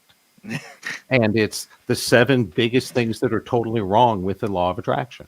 Yeah. That people can really cause a lot of harm when they misuse it, right? They get it So- wrong. I Yeah. mean, you can sit there and think all day long. I can sit here and say, I'm going to win the lotto tomorrow. I'm not going to win the lotto tomorrow. That's You know right. what I'm saying? I could do it all day long and focus all my energy. Sure. But there's some subconscious block in there that's going to stop me That's right. from altering reality to make that happen. The other night, I want my sons to grow up in a household that they believe like I do, in a sense, just like a parent passes down their Christian or Jewish or their heritage. Mhm. Mine is I'm going to pass down the Force and the idea that anything could be possible. And my son's really into a game called Bomber Crew, where you're these World War II and it's like these little 2D pilot plane and you fly the bomber. I go, that's based off a World War II B-17 bomber. And I said, there's a show I loved when I was a kid, and I got Zach holding on the phone line. I'll get to you in a second, Zach. You always got great questions. When I was a kid, one of my favorite shows was Amazing Stories by Steven Spielberg. Steven Spielberg, I have a lot of stuff. People can say all the stuff they want about him, but I have a lot of stuff I love about Steven Spielberg. Like as a film, I went to film school, but Amazing Stories when I was a kid, I loved. And there was one with Kevin Costner, there's a number of other actors in it. But there's a short story called The Mission. Oh, Kiefer Sutherland, he was in this episode. And if anybody remembers Amazing Stories, they're all really short stories. It was like kind of like the 1950s Amazing Stories comics, those kind of short stories. And this one, The Mission, they fly this like B-17 bomber mission, and the gunner pilot gets stuck under the belly. He gets hit by shrapnel, he's stuck under there. and there's no way out. They try to think of every way to get him out before they're going to land because all their landing gear's done. He's going to get smashed. And the bomber sits there, and my kid's like, "Oh, how is he going to get out of this? How is he going to get out of this?" I'm like, "Just wait, just wait." And he sits there, and he's a drawer, he's a cartoonist, and he's like draws the plane, and he draws these big wheels, and next thing you know, these cartoon wheels pop out, and the plane lands. My son's like, "Oh, come on." I said, but he's like, "Well, like what? How did we do that?" I go, "You see how he's focused? He's in a trance because in the episode, the guy's like, by the time they land with the cartoon wheels, he's like completely like tranced, like he's created this reality." I said, "This show, what I loved about this show, I was trying to explain to my son, is that it believed in anything was possible. These short stories, and in this, the mind is able to create in this desperate time. This guy's going to die. His snaps, and he believes, he focuses on, and he makes these cartoon wheels appear." I'm like, I was trying to explain to my son that this idea, I was fascinated ever since I was a kid, that these things can happen, that people can create a reality, or when the mind is really forced to it, miraculous things can happen. And that's what I'm trying to raise my kids on. I don't know if you've ever seen That Amazing Story or seen any of those episodes from back in the day. Absolutely. But that's the sense of reality I'm trying to get across my kid. I want him to be able to understand that anything's possible. I'm trying to keep that subconscious block not to be there in his mind. Yeah. And, I think like a lot of things, we grow up pretty clear when we're little and tiny, and we just take on more and more baggage. And by the time we're adults, we're so screwed up where our programs are crashing all the time. And we're wondering why life isn't working, right? Right. Well, that's, as a parent, I don't want to be, my parents were pretty open, but in the sense, they would tell me, "Oh, that's not possible." I'm saying most people are going to tell their kids. I want my kid, I'm trying to tell him that anything could be possible. There's probabilities, and there's, your probability is really small of that happening or this happening, but I want to raise my kids in the idea of my spiritual philosophical belief that in this universe, anything could be possible. And that there, don't think you know everything, that keep your mind open to any of these possibilities. And I just hope maybe I'm doing the right thing, and maybe as he grows up, he'll be able to tap into this, because I try to not let, encourage the subconscious block on him like most people do, just in general. Sure. We do have somebody waiting on the phone line. We got Zach on the line. How you doing tonight, Zach? I'm doing pretty good, brother. How you doing? Doing good. Thanks for calling in. All right, I have 2 questions tonight. I'll keep them as short as possible. Hey, Brett, very nice to meet you, sir. My first question really goes off the concept of self-healing. And when I first was thinking about this, I was thinking about a lot of major ailments that many people go through in their life that they're suffering with, whether it's cancer or whether it's Alzheimer's or Parkinson's disease. Yeah. My question is, does it take a larger degree of, healing power to be able to heal oneself of these ailments? Why or why not? Yeah, a great question. Here's how I would put it to give you a good metaphor. It's like asking how hard is it to fix the bugs in some software. The challenge is we don't really know, right? It could be a 5-minute fix that, there's a semicolon out of place and then everything works. Or the code could just be this giant mess that you're really going to have to tear down and rebuild from scratch. And so are some things harder to heal than others? Yeah, they are. There's more bugs in the code, right? There's deeper, more fundamental reworking that has to be done. Similar to if you need to repair your house. Well, if you've got a cracked foundation, that's a huge problem, right? That's going to be expensive. If you just need to throw a coat of paint on it, well then, not such a problem. And if I had a magic wand and a crystal ball, I'd love to tell people exactly how long it takes to heal something, but we never know, right? What we want to do is we recognize these principles and beliefs to kind of align us with the flow of life, and we connect to that and then trust where it goes. And so for people that want to heal, really, I would say it's going to take as long as it takes. Whatever it is, why not start now, right? If you really want to learn to speak Japanese, that might take 3 years. If it's important, don't worry about how long it takes. Just start, right? At some point, you'll reach your goal. And that's what I've encouraged people to learn the technology, start clearing the blocks and recoding yourself. And we'll see, right? You may be an easy one, like there's a semicolon out of place. Boom. I had one of my students was about 10 years ago, came to one of my courses, learned to flip some switches in the subconscious, and manifested over $100,000 within 2 days. Ooh. Right. Is it always that easy? No, but sometimes it is. And so it's like when I was an engineer. Can you get there? Of course you can. The question is, are you going to give up before you do? Right. Right. And there's this phenomena we all recognize. It's always darkest before the dawn.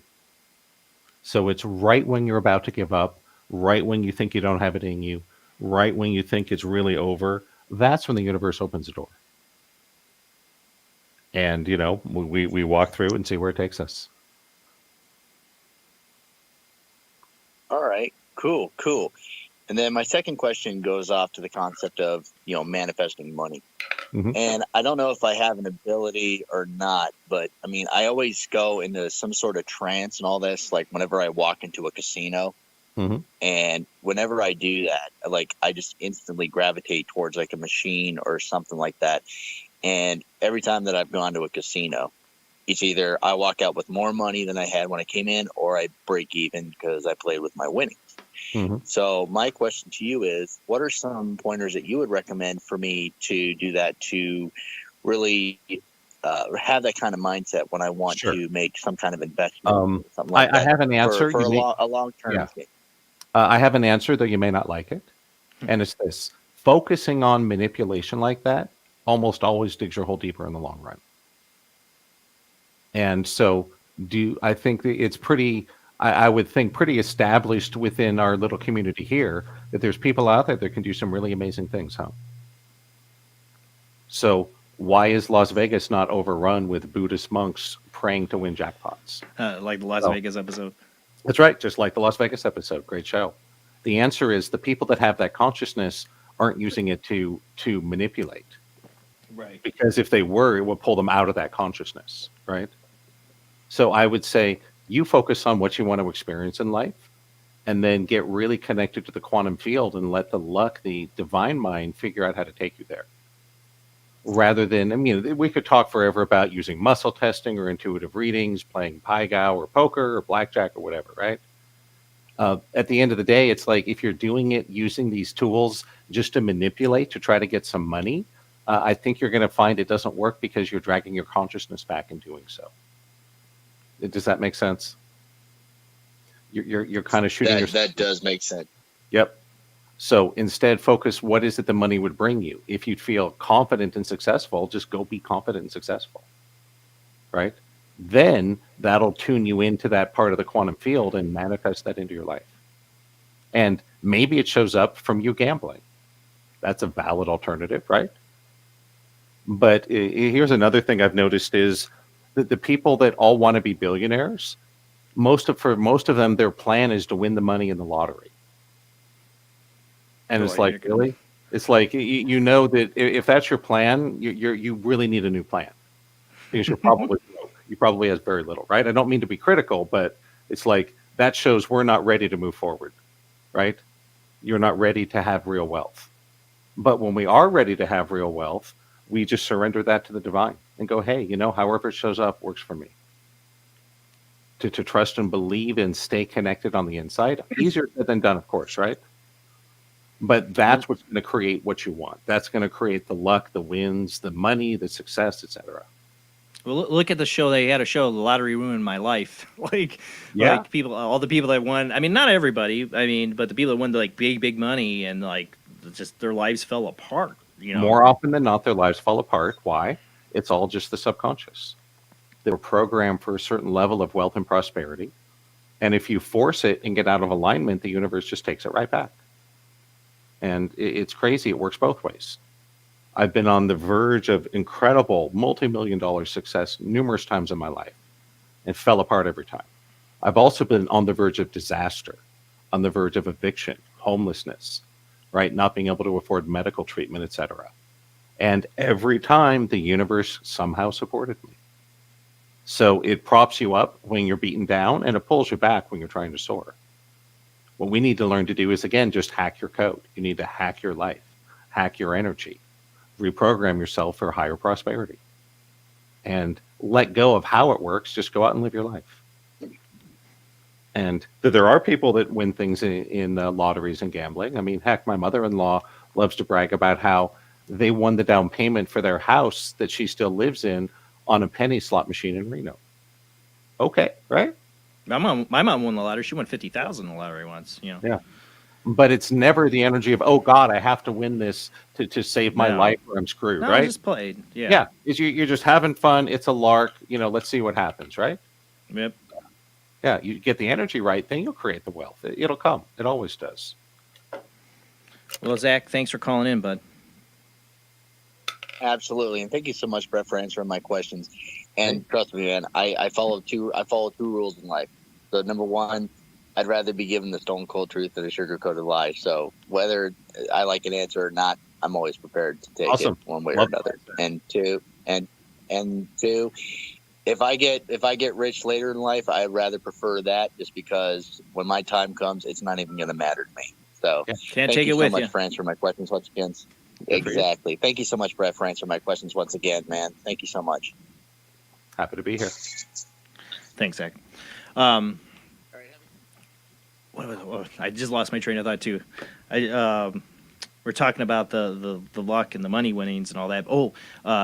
Another example I loved about Edgar Casey was like when he was in that sleeping state for a while there, when he early on was doing his readings, people would try to be like, where can I drill for oil? And then he'd wake up with like a migraine or super headache or bad health. He had to actually, that's when he had to start make sure like his wife or an assistant sat in on the sessions to make sure people didn't do that, because it always caused health issues for him. It's like, people wanted to know how to heal a cancer or help themselves, different ailments. Never made him bad. He did fine, but it's like you'd always wake up feeling miserable whenever somebody tried to do it for financial gain. That said a lot about his ability and what it was meant for. Yep. And the other thing is I always loved the family stories about Edgar Casey, because they didn't have a lot of money. They never did. They only took donations. And one time he goes out and they needed to pay a bill for something that broke. I don't remember what, but he went out and bought a fishing rod because he's a fisher. And his wife's like, "Why'd you do? We don't have the money." He's like, "It'll be all right. God will take care of it." And then they had a check in the mail. Like he was into that, even though he was a very simple man. He was Christian. He didn't actually believe a lot of the stuff that his inner conscience was talking about. Sure. But like he had this faith and he was like synced up to that kind of coding. That's how it works. Yeah. So I mean it's kind of like the finger knot, like the Chinese finger trap. Like you're trying to make more money. I want to use this ability to make more money. Let me get more money, and you can't. You're pulling against it. It's not gonna work that way. You have to be like in the flow. And it seems like the most successful, rich, famous people out there are just naturally in that flow of success. Like they're born with it. Or we were talking about this last week with karma and past lives and that too. Yeah, they're very connected to those frequencies in the quantum field. I mean, how is it someone like Elon Musk can create not one, not two, but $3 billion companies? Right. And be the sometimes richest man on earth? Well, it's not that he's that much smarter than us. He's really not. He has great code. He's really connected to the quantum field. It just flows right through him. And a lot of us are the opposite, but the good news is you can learn to hack that. Right? If you don't like how it's running, change the code. It's funny. A lot of people will ask me, they go, "Brent, are you a Windows person or a Mac person?" And I'll go, "Ooh, I'm a Unix person, thank you." Right? I knew you were going to say that. Of course, because in the Unix world, for the most part, you have all the source code to everything. If you don't like how something's working, you can go fix it, right? You're not at the mercy of tech support or some contractor or a corporation. You're empowered that you can write the code and make it do anything you want. You can also screw it up, right? You can also crash it. Yeah. So that's why I say things like The Secret and energy healing can be dangerous if misused. Because right. If they're powerful enough to heal you, they're also powerful enough to harm you, right? So we got to learn this balance. But yeah, you can just go and change your code. Is it going to be able to do anything? No. But it'll be a lot more than you can do now. That's for sure. Well, sometimes I feel like what goes on with like Hollywood and the mainstream media and everything is that there is some force that realizes this about humans and mass consciousness. That there's programming that's put out there on us to program them. I mean, imagine if you realize the secret of the universe is, if you can manipulate a mass consciousness to believe something, it will be true. Like, what power that would be. If everybody believe, like millions of people believe in one thing, like I always say, yeah, there could be a Christian God that sits on a cloud because a million people believe in it. Enough consciousness believes in it, creates it. That can be a very dangerous weapon. Absolutely. And the first group of people who figured out some of this, we remember them as Nazi Germany. Yeah. That was how it really started the first time. It was they understood it very much. And Madison Avenue learned from them, and a lot of cults have put it into play, and there's very significant political organizations today that use the same playbook. So the media, marketing, they use the symbols. They realize that how you can steer people. I mean, people always wonder, how did the Nazis get to be the Nazis? How did the people go along with this? It was they had a communications director, in a sense, for the Nazis that was totally into the occult and manipulation, and they used a lot of symbolism to grab the consciousness of the people. That's what scares me. Yeah, and there's backlash. We all know what happened in Nazi Germany. Yeah. Another good example, famously, Led Zeppelin used the ruins on Led Zeppelin 4. And they worked, and it became one of the biggest albums ever. I mean, seriously, right? Yeah. Yeah. Heaven, right? Yeah. And also started to wreck their lives. All these horrible things to them. Yeah. Drug addiction, family dying, accidents, injuries, pain, right? Oh, yeah. This is why I say we need to understand the laws. We have to know what we're doing. Just like if you're a coder, you don't go mess around in the source code unless you know what you're doing, right? Because you could cause some problems. But when you know what you're doing, you can make it do anything. And that's what I want to show people. It's not just show you it's possible, but go see for yourself, right? I like to say that I encourage everyone to be an open-minded skeptic. Don't believe anything I say because I'm saying it. Go have your own experience of it. People come to my Healathon webinar. Approximately 50% are able to see energy and auras with their open eyes on the first try. People don't believe it, but then they try it. They're like, oh my God. That's why I say, don't believe it. Don't believe it because I'm saying it. Go try it. You got to see it. Yeah. It'll take you about 20 minutes. I can teach you to talk to your subconscious. Even show you how to clear blocks. You just got to go try it, right? And watch what happens in your life. So I've had the ability at times to see auras. It came kind of, I know I had seen it as a kid, but it came back to me when I tried to do it.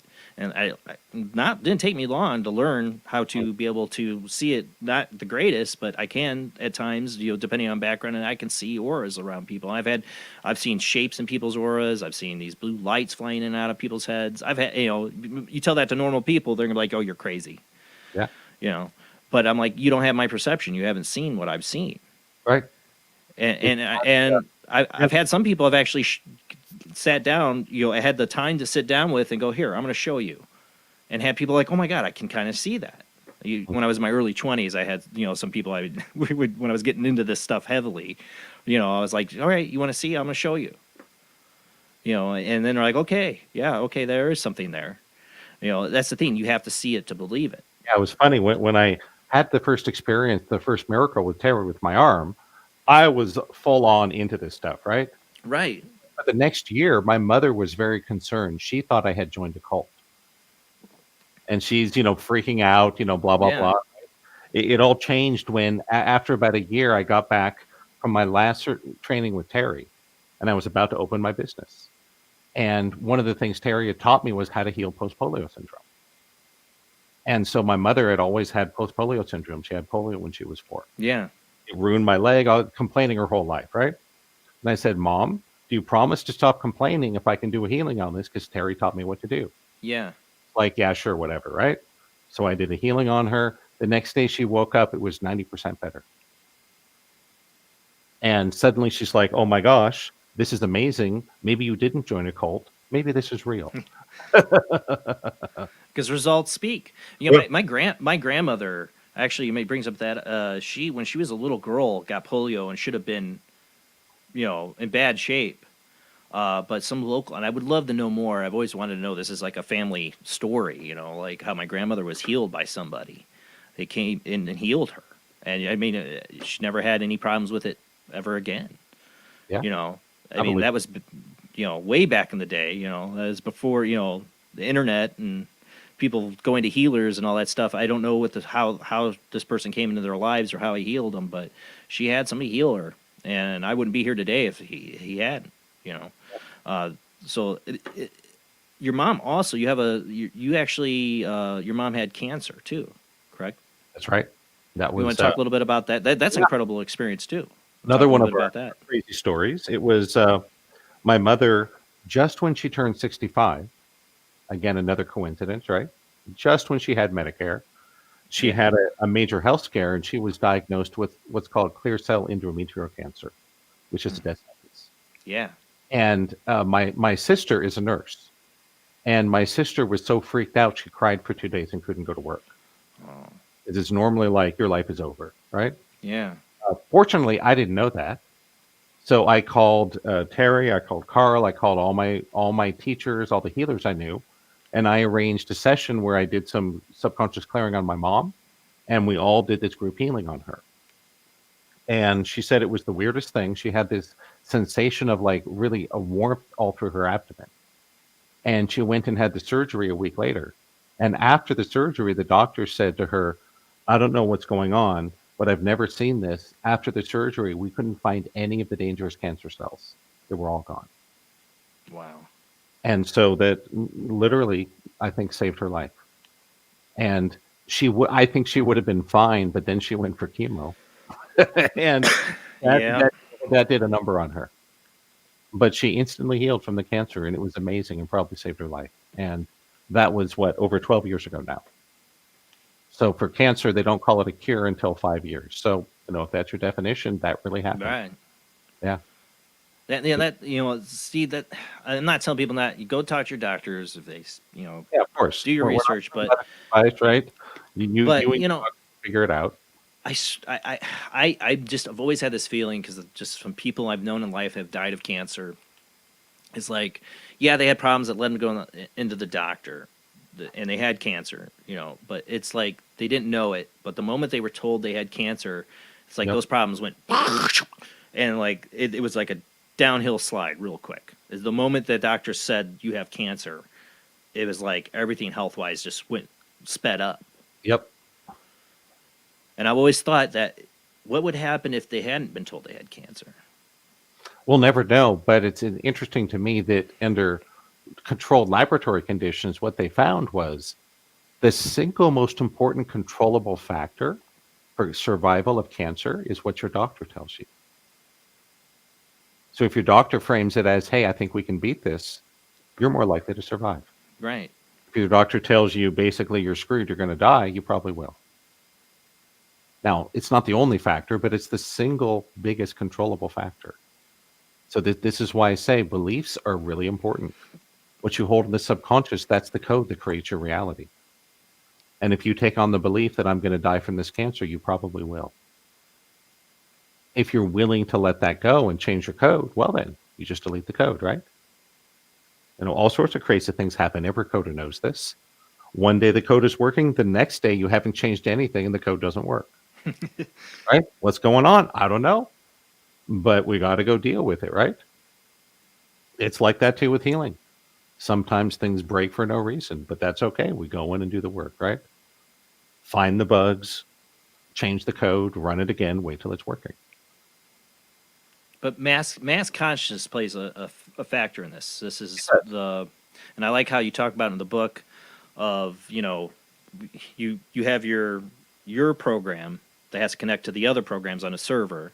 Right. They all share this information, but if you have the source code, you can change it. But I had this theory, like with magic. People, I think some of the early ideas of ancient wisdom really got into this with occult and magic. They used symbolism, they used all these things, and all it was about was tricking your mind, using something symbolic to break that code to change your reality. I think that's all what magic has always been about.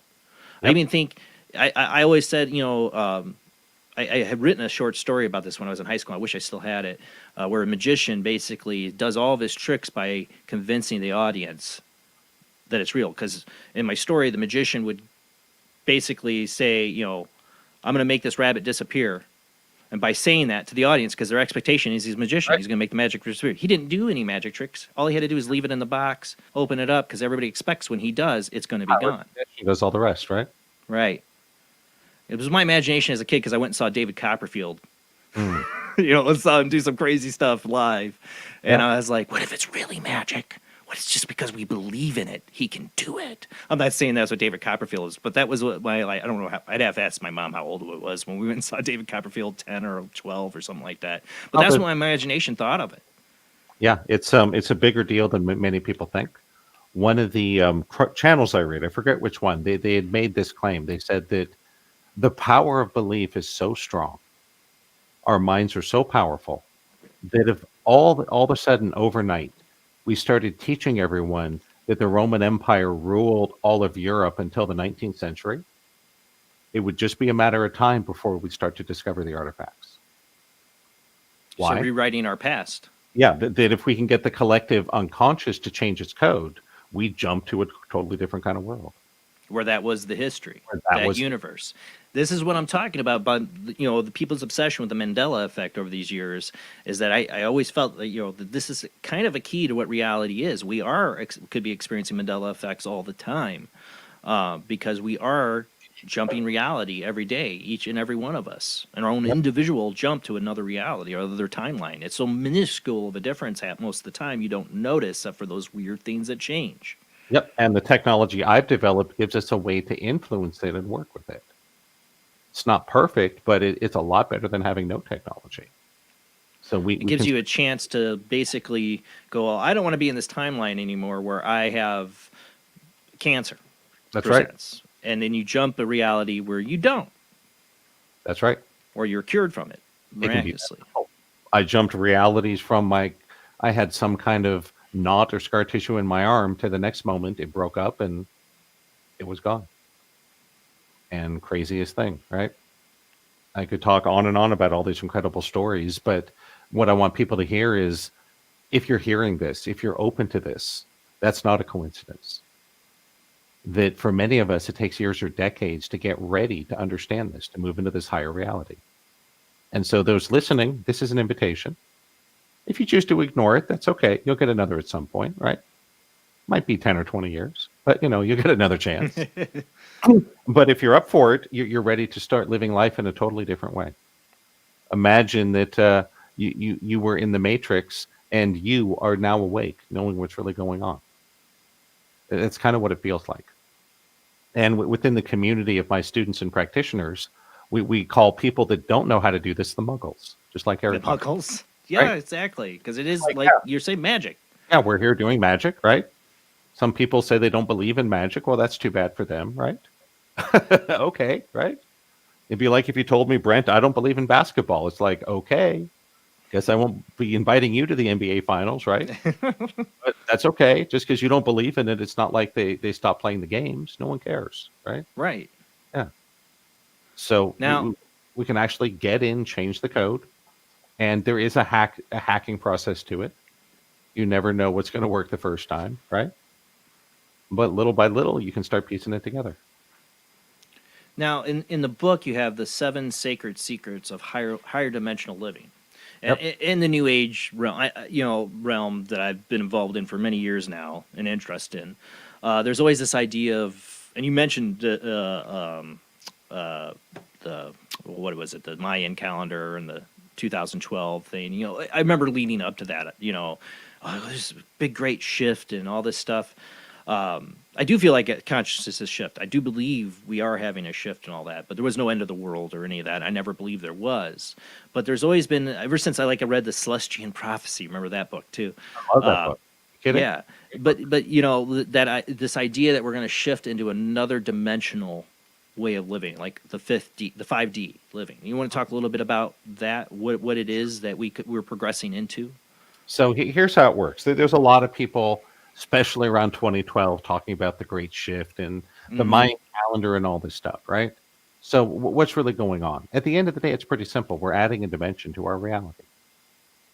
That for the last 250,000 years-ish, humanity was been sealed off from this extra dimensional aspect of life. And to understand how it works, we can invoke the old idea of flatland. Imagine a world that's flat, where all the people are shapes, right? They're triangles and squares and hexagons. And they live and work and play in a flat world. And this was a story written in the 19th century. It's been turned into movies and cartoons and all sorts of things. Oh, yeah. Because in Flatland, one of the people discovers the third dimension. He learns how to go up and down. And at first, everyone thinks he's crazy, or they think he's using the devil or something, right? Well, no. It's not magic. It's not the devil. It's not aliens. It's a higher dimensional part of reality. And when he learned to use the up and down, he could do things that others considered impossible or miraculous. So what I'm showing people is no different. I'm showing you how to activate that higher dimensional aspect of yourself via the subconscious. The subconscious is the interface. And you can learn to do things that others would consider miraculous or impossible, including instant healings, manifesting, intuitive readings, on and on and on, right? And it's really that easy. It's not necessarily magic or aliens or the occult, though it could be called all those things. It's just the nature of physics, the nature of reality. And there's laws that govern it. And if you know how to apply those laws, you create technology. So we can learn to just go in, reprogram ourselves, and create your life again from the inside out. And it sounds too good to be true, but again, it's not a magic wand that's going to make your life perfect. But it's a powerful tool to start to activate that part of you that's been there all along, but you didn't even know was there. As an example, if you're in Flatland and you come to a line that goes for 1,000,000 miles, you're kind of stuck, right? You can't get around it. But if you can access the third dimension, you just jump over it. So a lot of us in life are really close to where we need to be, but we think it's impossible to get there because we don't know how to dimension hop. If we knew how to take a little shortcut through the higher dimensions, you could find your solution almost instantly. And that's what happened that first day with Terry when my elbow instantly healed. She found whatever was going on in the code, changed it. We hopped to a new reality. Boom, I could move my arm. And that's just the higher dimensional aspect of us that's been there the whole time. We just didn't know how to use it. The muscle testing is another phenomenon. Every single human body on this planet has a subconscious and has this ability to test beliefs by checking the strength of muscles. We all can do this. But humans forgot about it for hundreds of thousands of years. Did you learn from your parents how to check your beliefs with muscle testing? I didn't, right? No. It was lost technology. And what's crazy is a lot of the stuff I'm teaching has been around for thousands of years. A lot of it's written in the Vedic scriptures, right? 4,000 or 5,000 years old. Why? Human nature doesn't change. The laws of the universe don't change. But we just change in our experience. So just know that what's going on with our lives is we're being guided to places where we're forced into the higher dimensional solution. If I had had my life turn out the way I wanted, I would have sold one of my tech companies for millions of dollars, right? Hot tubs, supermodels, Ferraris, right? And you would know nothing about this. Yeah, exactly. I wouldn't know anything about this. But instead, I got sent on this crazy journey through hell and came back with this amazing gift to share with the world. You know, it's almost like something out of a good sci-fi novel, you know? Connie Willis, a great host from Coast to Coast, she asks, what is the hacking process? I know you don't want to give away everything, you know, it's too much to get in, but what is the genuine process of take people through? There's two primary tools we use. One is called digging, and that's how we get in and check the subconscious one line at a time. And this is when you know exactly what you're going to work on. Like, I have cancer, I don't want to. The digging is amazing. That's how I healed my mother, how I healed my wife when she almost died when she was pregnant, how Terry healed my arm. So it's really an amazing thing. That's sort of like, this is what's wrong with me, let's fix the bug, right? Let's go in what the first problem is. Let's take care of that. Yeah, so it's coaching, muscle testing, a lot of energy work to shift and change the beliefs. The other approach is what I learned from my mentor Carl. That's the awakening, the presence, the embodiment, the quantum field work. That is just a matter of you don't get to pick what you're working on. You're just working on getting connected to the life force, letting go of the ego, seeing past the stories and the drama, and surrendering it all to the higher power. That's when the really deep and powerful things happen. Time gets faster and slower. You can see through objects. Again, it's not about that, but those things happen. That's turning up your connection to luck and life. That's more for working with issues of money, career, success, relationships. So between the code and the luck, you can pretty much create anything. You might say the code is the left brain, the divine masculine. The quantum field is the right brain, the divine feminine.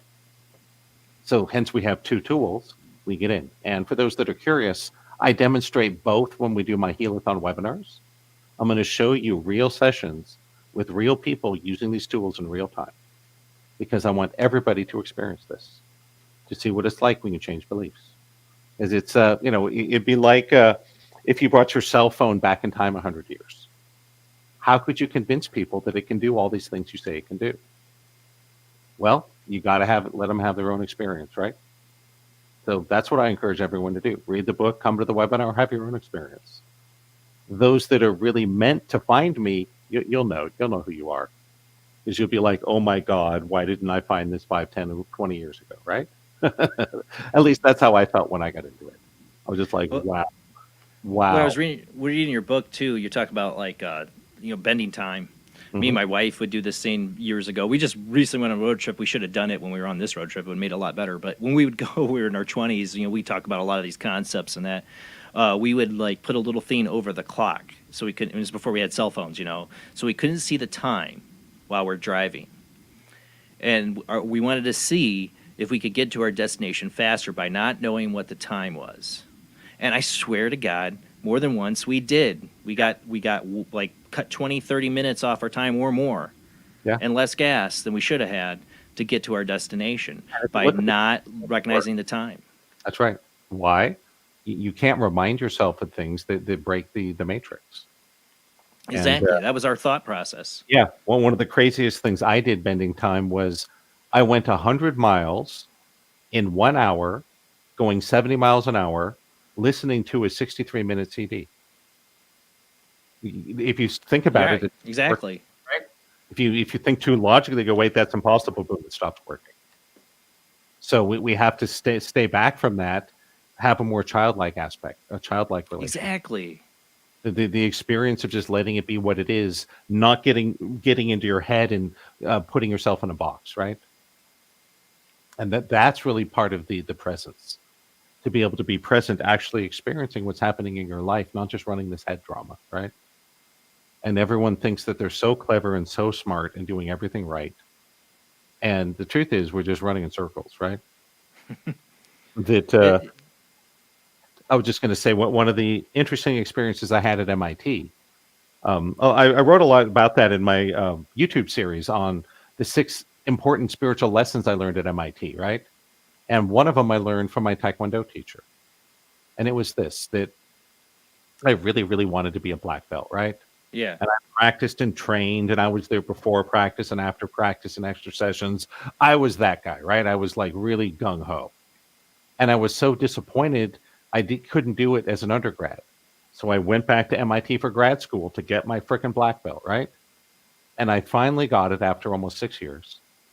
And then I got depressed afterwards. And my teacher noticed this. He's like, Brent, you wanted this so much. I know you've trained for this for almost 6 years. Now you got it. Why are you depressed? And I said, Steve, that was his name. I said, Steve, it's crazy that I wanted this so much. And I thought when I finally had a black belt that I'd be some kind of master of Taekwondo. But it's not that at all. It's now that I have a black belt, I'm simply so much more aware of what I don't know about it. And he laughed and slapped me on the shoulder and said, yes, Brent, that's exactly why you knew you were ready for your black belt. In other words, mastery of a martial art isn't about learning to punch or kick. It's about understanding how little you know, no matter how good you are. And so the more we realize how little we know about the truth of reality, that actually opens the door to create a better experience. That it's like if you have a 2-car garage, you can only fit 2 cars in there, right? You can't fit 3 cars in there. But that's what a lot of us are trying to do with our lives. So you can only have one truth at a time in your mind, right? It's like a garage. Right. A small car, a big car, it all takes up the spot, right? We've all had that experience. You're in a parking lot at the mall and you think there's an open spot and damn, it's a motorcycle, right? Well, the motorcycle takes up a whole parking space just like a truck, doesn't it? So if you have a bunch of small truths stuck in your subconscious, you cannot fit in the big truth. There's nowhere to put it. So a lot of this work is identifying all these beliefs, prejudices, emotional expectations, etc., and then systematically eliminating them. And what's left is presence. When we're not being dragged off into the past and the future by our mind, we can actually connect to the present moment, right? Like Yoda said. Yoda told Luke, never your mind where you are, what you are doing, right? There is no try. So that, yoga is Yoda. Yoda. Yeah, Yoda, thank you, is, I think, one of my most important spiritual teachers. Yeah, that's what I was saying. He taught me a lot as a little kid. When I was 5 years old, I was hearing this stuff, went right into my subconscious, right? Yes. Yeah, I remember standing in line for Star Wars 2.5 hours, right? All the way around the theater 3 times. And, got all this great, delicious subconscious downloads, right? Yep. Empire Strikes Back is still one of my all-time favorite movies. And I mean, my first Halloween costume was Yoda, I think. To me, I'd go to nothing against Christian religion, but I'd go went to a church and Sunday school. I'm like, yeah, this doesn't jive with me. Yoda does. Yoda jives with me. That's what I feel deep down. The Force is traditional religion is not internally consistent. Mm-mm. Any highly intelligent person with any sense about engineering or logical thinking realizes this cannot be the truth, right? You can't have 3 different rules that apply at different times, right? It's not, gravity does not work that way, right? It's just, this is how it works, period. So you go, traditional religion reminds me a lot of one of the things we used to laugh about in early Dungeons and Dragons. There was 2 books. One book said, you can see people, when you're invisible, you can see yourself. Another book said, when you're invisible, you cannot see yourself. It's like, take your pick, right? Right. Which rule you use depends on what book you read last. A lot of religion is like that. It's like, well, you either have this way or this way. You're teaching me both, but they're clearly not internally consistent, right? This cannot be the truth. One of the hallmarks of the truth is the truth always is internally consistent, right? Gravity is gravity. I don't care, who you are or how you're measuring it. It's gravity, right? And so for everyone listening, just know that if you resonate with this stuff, maybe it's time for you to take being a Jedi beyond just a cool idea in a movie and start living it. But it's sort of like the real life superheroes, right? If you want to be a real life superhero, you don't learn to fly, right? You don't get Iron Man suit. Right. You got to deal with reality, right? Your cell phone, maybe a bulletproof vest, right? And you can Batman it. Sure, you can Batman. You've got $1 billion. Like that. Again, it's not a magic wand that's going to make your life perfect. Yeah. But if you're willing to work with the real tools, you really can move towards these things. Whether it's talking to the dead, creating bigger wealth, being healthier, experiencing more love, having less pain, not thinking so damn much, always worrying, right? That's my problem. I've been trying to change, because I will be the first to admit I'm a worrywart. Sure. Inherited it, but I'm trying to change that. Yeah. The challenge we have is if we continue to use the models in our head that we get from mainstream media and traditional religion, you're going to have a hell of a time going anywhere. Oh, yeah. Because everything they're telling you is broken. It doesn't work. It's crippleware. It's crippleware designed specifically to make sure you don't go too far forward. I mean, a lot of people may know, or maybe not, that the original version of Think and Grow Rich was titled the 16 Laws of Success. And some of the other Illuminati, like Henry Ford, famously said, you cannot release this because if everyone knows this, who's going to work in my factories? Right. So they gutted it and released what is a crippleware version, Think and Grow Rich. There's enough there that you like it, but it's not the whole thing, right? The software has been intentionally limited. And, I'm here to say, hey, you know what? It's not your fault you got crappy code. But it is your fault if I show you how to fix it and you're not doing the work, right? Right, exactly. Yeah. So you have you do seminars how many times a year? Usually I do the live Healathon webinars 8 times a year. We got one coming up in just a couple weeks. And, mark it on your calendar and show it up because I'm going to blow your mind. I'm going to not just talk about this stuff, but lead everyone through some experiential processes. You'll learn how to do muscle testing, check for subconscious blocks. You get to experience clearing blocks. I'll train you into the quantum field.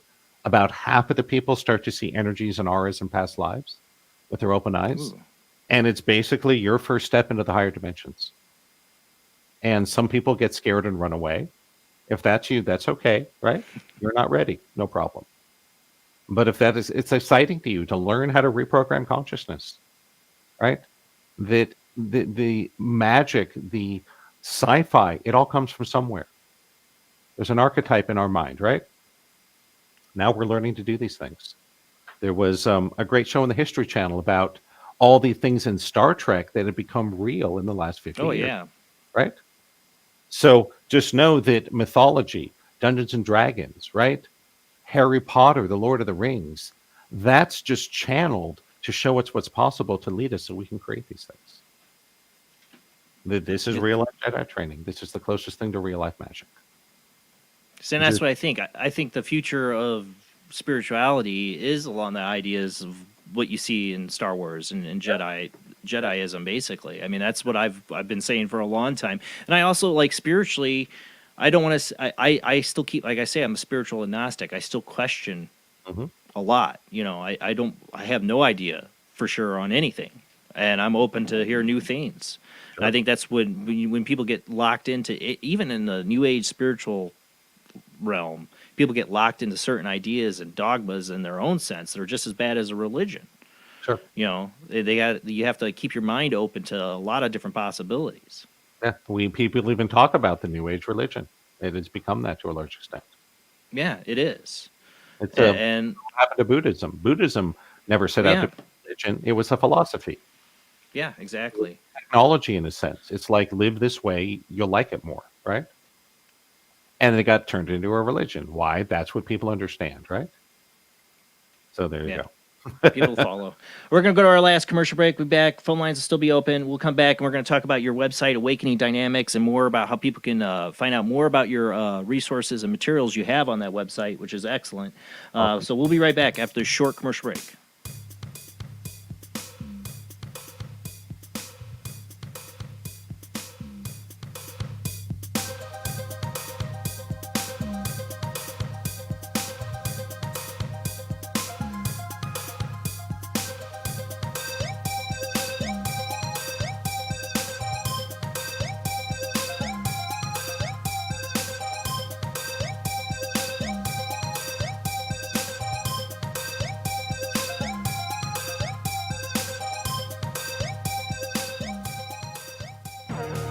Intercepted a transmission of unknown origin. Transmission? Out here? SOS. Human. Unknown. Alien. Certificate X. Exclusive engagement at the Odeon Leicester Square. Now. Any systematized transmission indicating a possible intelligent origin must be investigated. I don't want to hear it. In space, no one can hear you scream.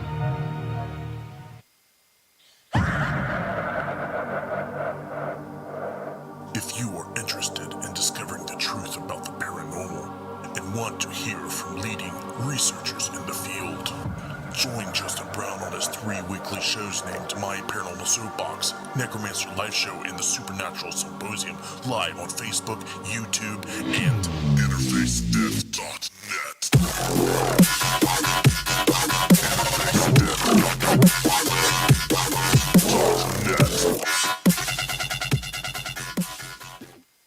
This is an APAC studio presentation.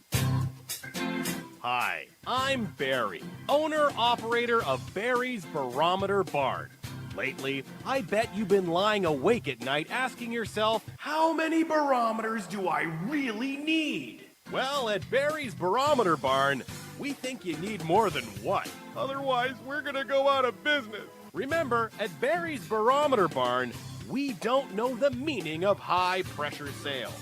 Come on, folks, buy another barometer. I'm trying to put my kids through college, I've got a family to support, and a secret mistress who isn't cheap. Visit Barry's Barometer Barn, 000 Storm Drive.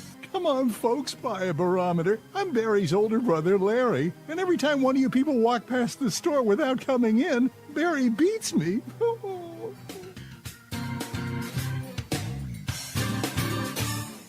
This has been a presentation from Tim Morgan's APAC Studio. For more almost professional amateur comic studio content, visit the APAC YouTube channel. Search APAC 2002. That's APAC 2002 on YouTube. When Alex Gardner is asleep, he has an extraordinary gift. The government wants it, the scientists want it, but to keep it may cost him his life. It might be better if Alex didn't sleep at all, but he cannot resist entering the dreamscape. Can you? See Dreamscape in the West End and all over London now. Certificate 15. It takes an extraordinary adventurer to enter the dreamscape. Are you intrigued by Paranormal Talk Radio? You'll love the new Paranormal Radio app from Talkstream Live. You'll find a great selection of talk shows covering UFOs, ghosts, strange phenomena, and much more. Download the Paranormal Radio app now and start listening to the very best in paranormal talk entertainment, including the network you're listening to right now, the Paranormal Radio app, free in Google Play and the iOS App Store.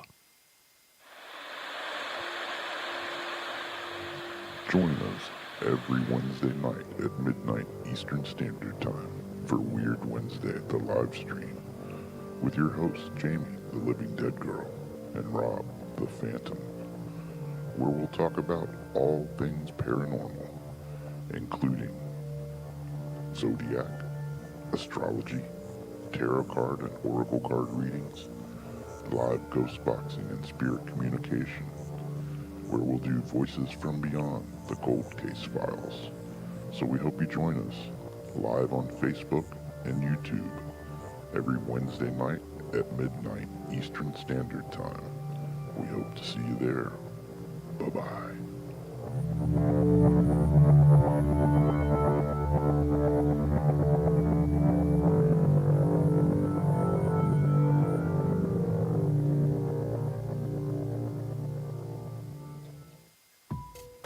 Since 1948, Fate magazine has brought you reports of the strange and unknown, all of them true.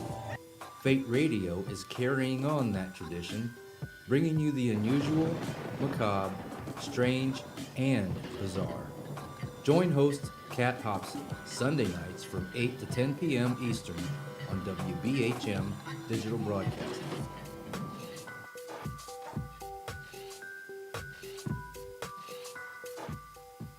The answer to the ultimate question of life, the universe, and everything is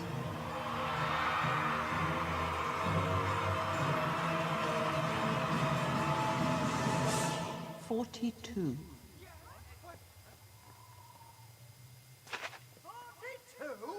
Yes, I thought it over quite thoroughly. It is, it's 42. It would have been simpler, of course, to have known what the actual question was. But it was the question. The ultimate question. Of everything. That's not a question. Only when you know the question will you know what the answer means.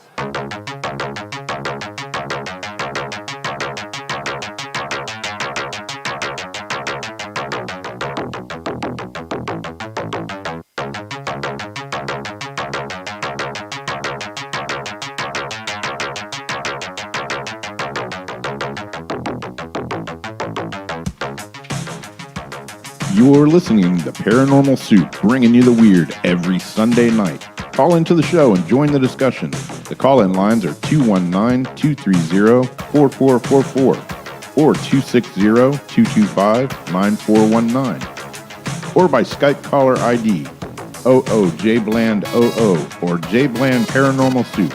And now to your host, Jason Bland. Tonight's guest is Brent Michael Phillips. We've been talking about his new book, The Experience, Part 2, The Formula for Miracles.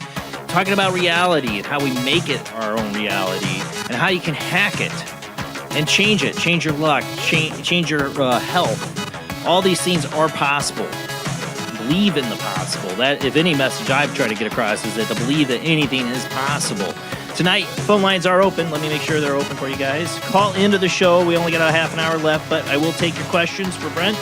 Call in, but let's go ahead and get back to our guests.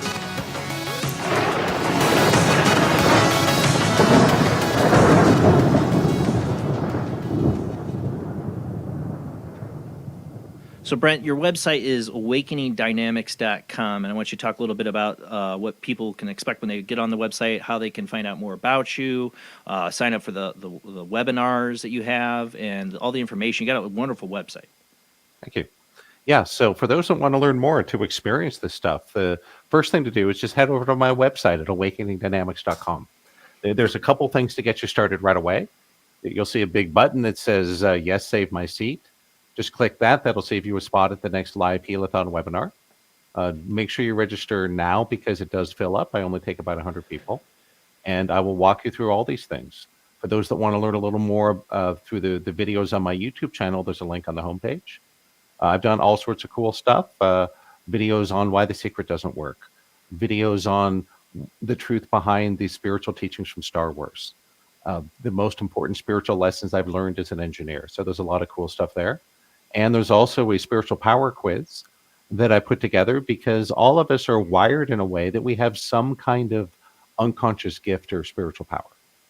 And part of my work with people is to help uncover what's that for you. What is it you're really good with? Most people have no idea till they get into it.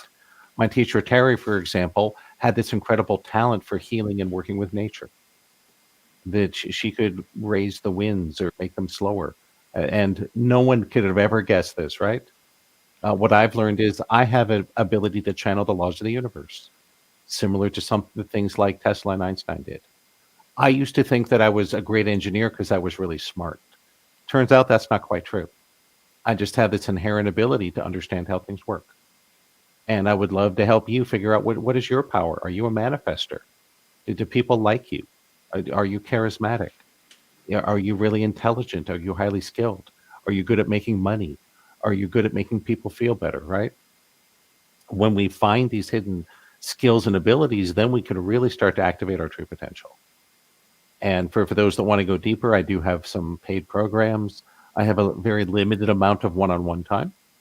But again, I would say, come try what you like. Give it a shot. If it's not for you, that's okay. But for the small number of people listening tonight, I know it's going to change your life because I've been doing this for 20 years. I've done hundreds and hundreds of interviews and shows and podcasts, and every time there's always a few people I connect with that this literally brings their life together. So is it you? I don't know. We'll see.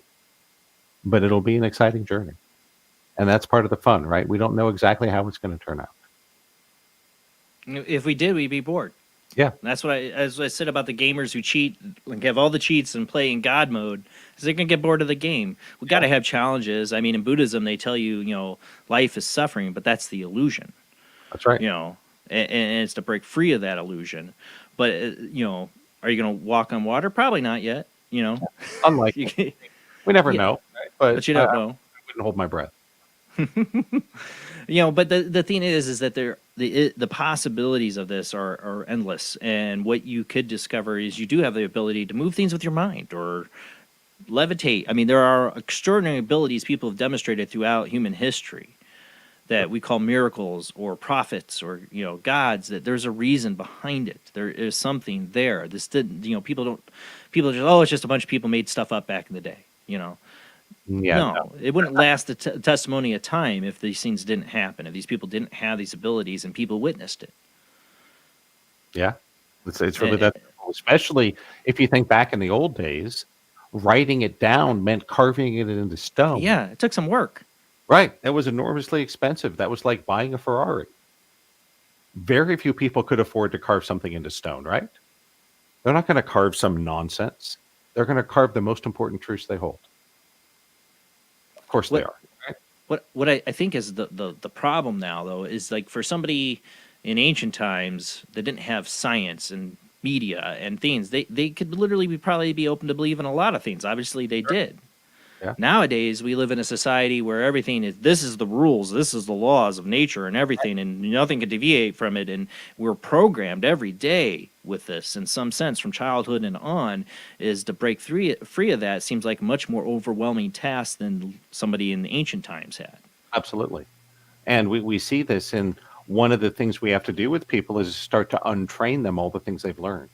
Because the modern world has put us so much into our head, we're totally disconnected from life force.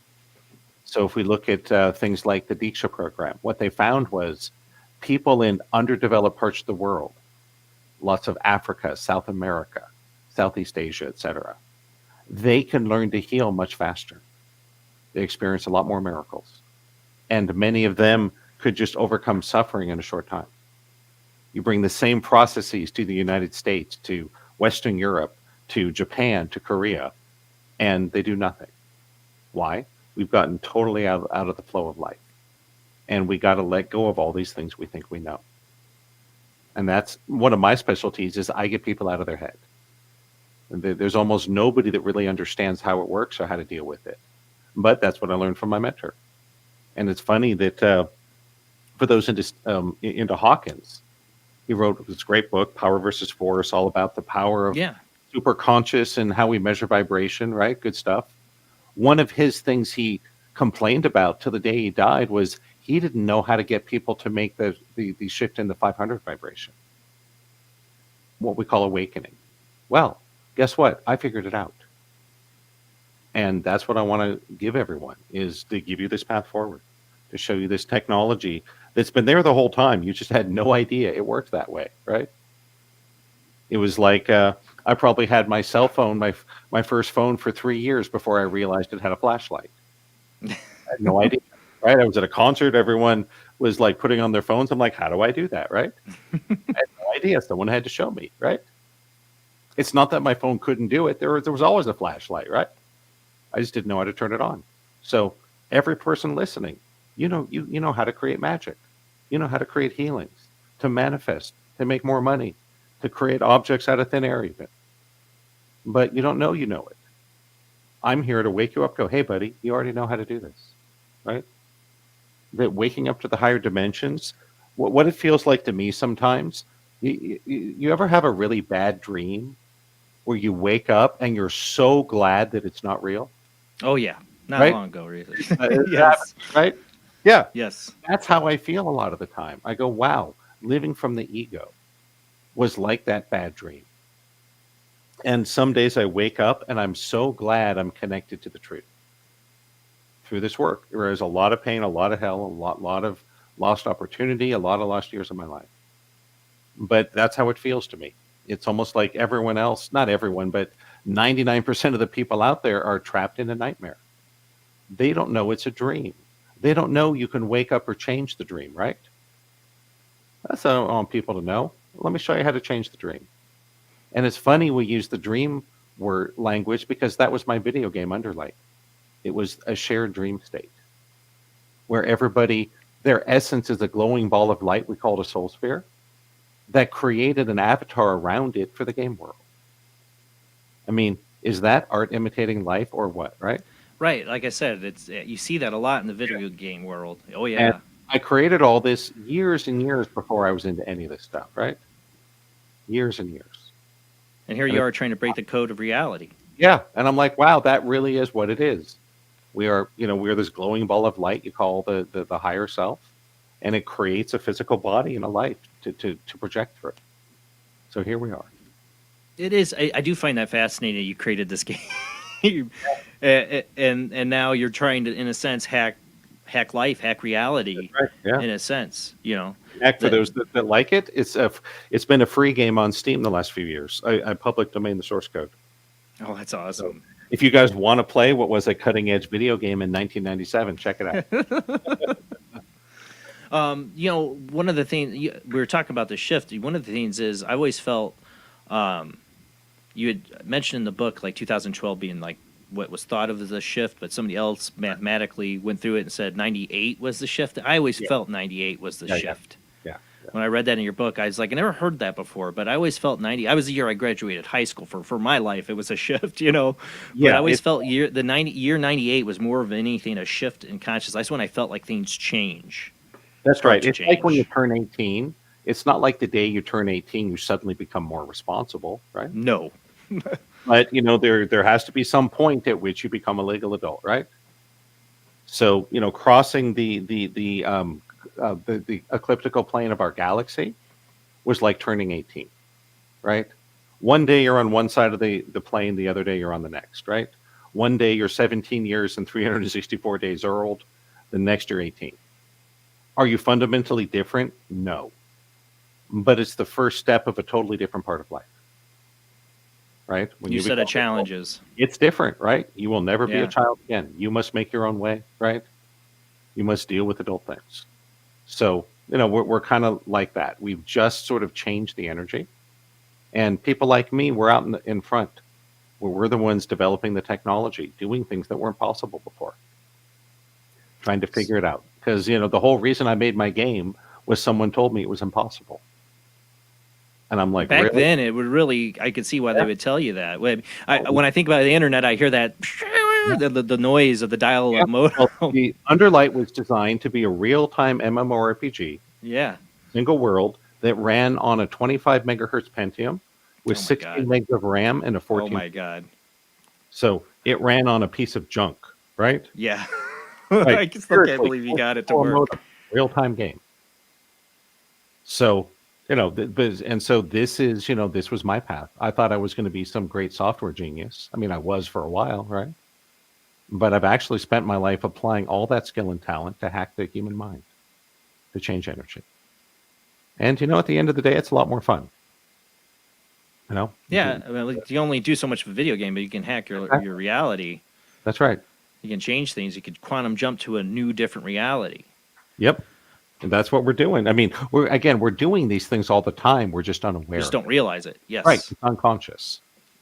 That you don't think about your heart beating or your nerve cells conducting electricity. No, it's all automatic. So we're just learning to understand and control these things that have been happening all along. Not a big deal.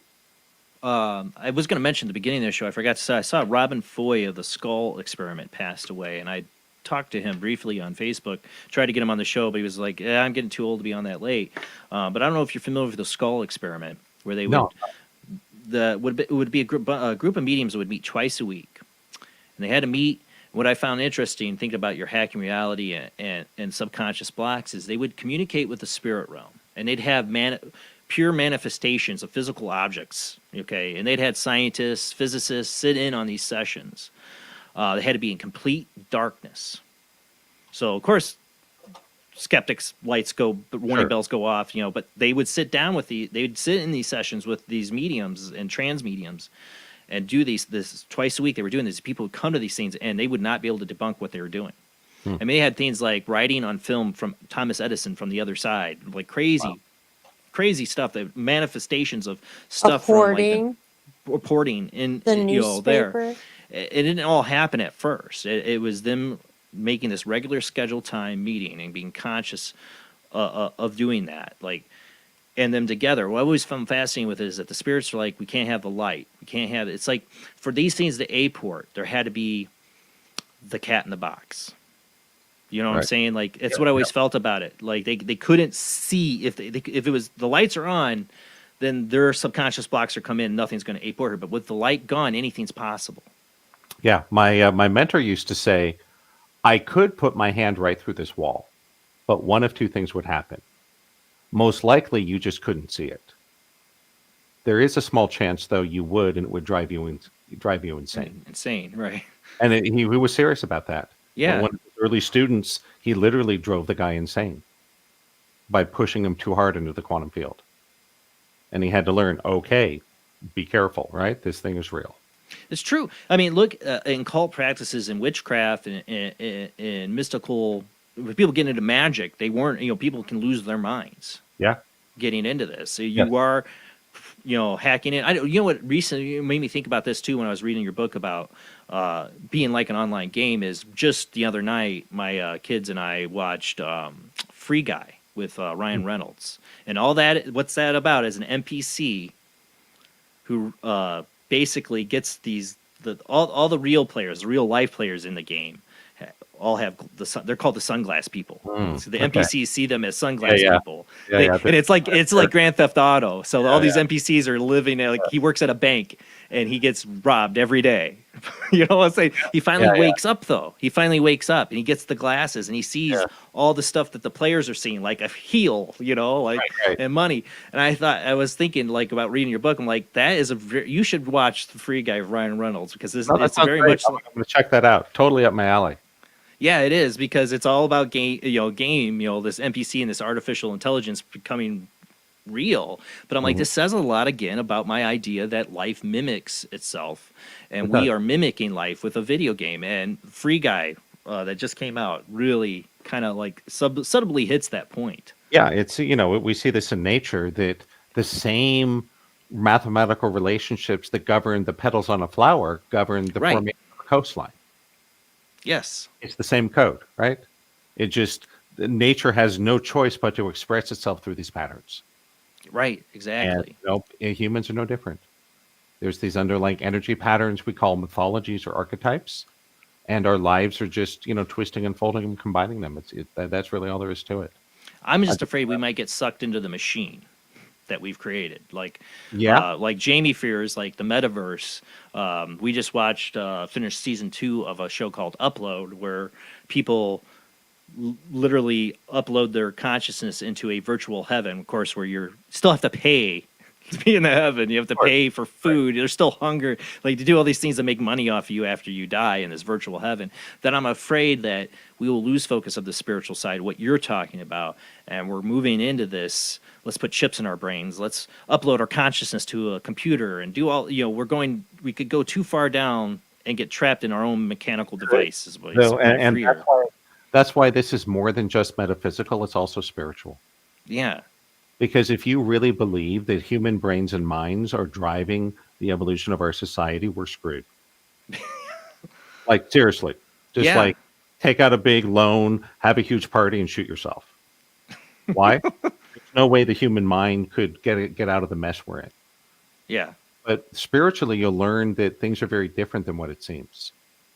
That when you understand how life is really driving, who's really in control, we can actually relax and know that it's all going to work out. Doesn't mean we don't have a job to do, right? Right. It may be painful. It may be messy. Some of us are called upon to make unthinkable sacrifices. But there really is a coherent plan that's happening through us. And that's so important to get past the stress, the worry, the insufficiency. And that's what I've been working on personally for myself, big time. Yeah. One of the fun facts that you'll appreciate this, that the movie and the TV show Limitless were written by another student of my late mentor. Really? That, of course, the real reality to it isn't quite like the movie. There's no magic pill. It doesn't that's typical American. Like, give me a magic pill. Right. It's kind of like you watch Rocky and they show a 3-minute training montage of Sylvester Stallone training to fight, right? It's like, no, that wasn't 3 minutes of cool song. That was 9 months of brutal training, right? Getting beat up every day, running until you drop, right? Then after 9 months, then yes, you're in shape. So it's like that. The reality is not as slick or cool as the movie, but there's truth to it. We can become superhuman, do so much more than we understood. But it has to be paired with a spiritual responsibility too. Because our society is in danger because we've let our technology get ahead of our wisdom. That's what I'm afraid of. As usual, I mean.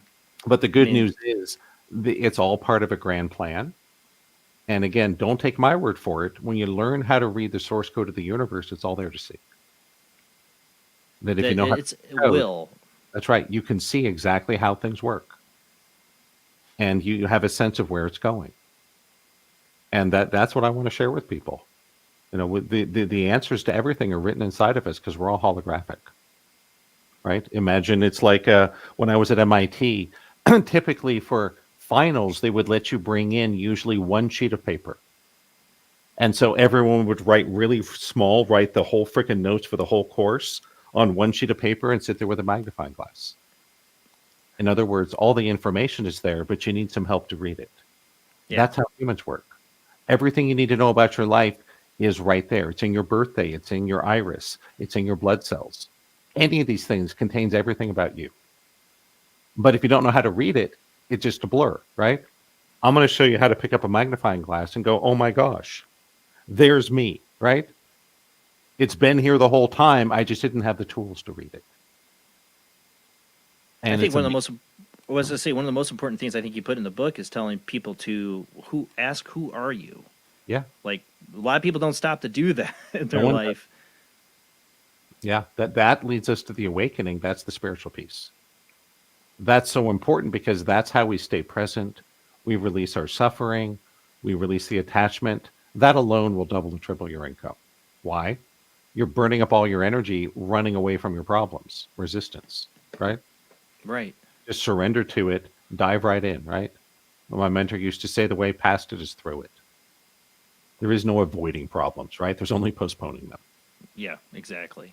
I think one of the biggest moments in my life that changed is when I did reflect about who I was. Yeah. And what really kind of showed me my inner workings were two very vivid past life dreams I had. I believe were past lives shown to me. I felt everything that happened. I felt how I died in those past lives, and explained a lot about how I've been wired. Yeah. The way I am. Now, it's funny, you just described the plot to Scenes from a Memory, which I think is the greatest musical work ever created by humans. It's a rock opera. It's called Scenes from a Memory, a rock opera by Dream Theater. It's about a guy plagued by all these memories and visions of another lifetime, and he slowly figures it out with the help of a hypnotist. And he understands who he was and how the soul works and how life goes on. I've never heard of that one. I'm going to have to check that out. It is... The second time I saw it live, it sent me so deep into the quantum field I couldn't drive for an hour. I was just so into the high vibrations. I was having speaking. I could barely walk. But that's what happens when you get these really big boosts. You literally have to learn to walk and speak all over again. I've been there. I know what you're talking about. Yeah. I didn't think about it being in a quantum field, but I've had those states where I've gotten into that way where I can't drive right now. I'd be a better driver, freaking drunk than I am right now, where you get into a state like that. Yes.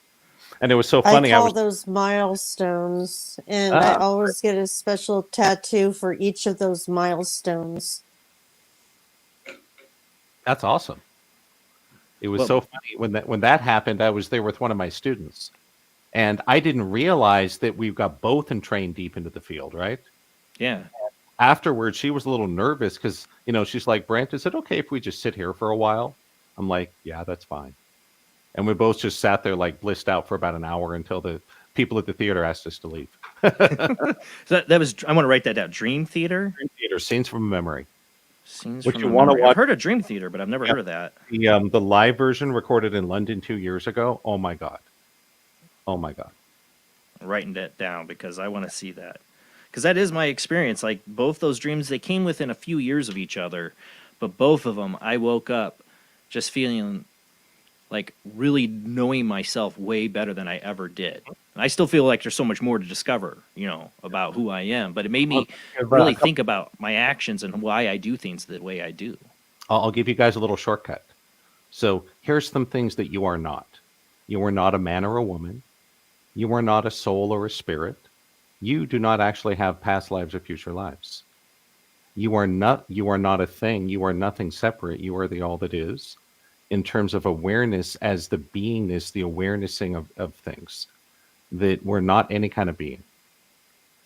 That in the Vedic scriptures, it tells us you are not a noun, you are a verb. So anything that's a noun is not you. Including man, woman, soul, teacher, American, engineer, plumber, right? Right. So that won't give you the answer, but it will cut out a lot of things that are not the answer. And it'll make you think. Because, if I'm not any kind of being or thing, what the heck is left? And that's my message is, yes, exactly. The thing you hadn't even wrapped your head around the possibility could exist is that which is the answer. But as long as you think you have the answer, you stop looking for it, don't you? Yeah, exactly. You remember back in the 90s when the guys came out, said all the crop circles were hoaxes? Everyone went, oh, they're all hoaxes, and we forgot about it. Yep. But Still you go, happening. wait a second. There's a whole bunch of crop circles that cannot be explained by their technique, right? But we thought we figured it out, so we stopped looking for the answer. Yep. We think we figured out life by the time we're 4 years old. This is me, that's you, I got it, let's go, right? It's like, no. It only took me about 40 years to wake up. That's not too bad, right? Well, like I said, when I was 4 or 5 years old, I saw a green floating head. It told me that, okay, yeah, what everybody's been telling me isn't right. There's something totally off about reality. And I've been on this journey ever since. And I wish asking Terry was questions. still living. If she was, I'd call her up and ask what color the heads were. I don't know. I actually, it's not the only time. I thought about it. When me and my wife, first house we ever lived in, apartment we had, we saw floating heads coming through the wall when we both witnessed it. There were translucent floating heads. I think sometimes spirits appear like that. I also thought about that. But yeah, she sounds like a really fascinating woman. I wish we could have met and had on this show too as well. Well, maybe you can book her. We'll just need a good medium to facilitate, right? Well, we do spirit boxes on here. All right, there you go. Yeah, one of the things, we're going to go really quick, but one of the things, too, I've always said about the spirit box and tarot cards, which I've done tarot card readings, is, and what I think about quantum mechanics and the Schrodinger's cat, the cat in the box, what you don't know, is with a spirit box, it's random audio. With a tarot deck, it's random cards. I always feel like spirits are able to communicate through randomness. They can manipulate randomness. Sure. I thought about that a lot in your book. There's so much more I wanted to talk about. We are out of time. Brent, you've been a wonderful guest. AwakeningDynamics.com is the website, correct? Yep. Check it out. All right, guys. Check it out. Check out his book, Formula for Miracles. I mean, we can hold the book up here. I love this book. Like I said, I might have to give this book to my dad to read because I think he would really enjoy it. So thank you again, Brent. Everybody, that's it for the show. We will be back, not next Sunday because it's Easter, but we will be back the following Sunday. So join us then, same bad time, same bad channel, every Sunday night, 10 p.m. to 1 a.m. Central, 11 p.m. to 2 a.m. Eastern, 8 p.m., 11 p.m. Pacific time. Check us out on Facebook, YouTube, and Twitch. Don't forget to subscribe and follow. Thank you to everybody who shares out the show. Keep telling your friends about Paranormal Soup, an open place and forum where we can all discuss the weird, the unusual, the strange with no judgments. Open talk here, open minds. That's what we do every Sunday night. Thank you everyone for watching. Thank you, Brent, again for being on the show. Have a great night. See you in a couple weeks.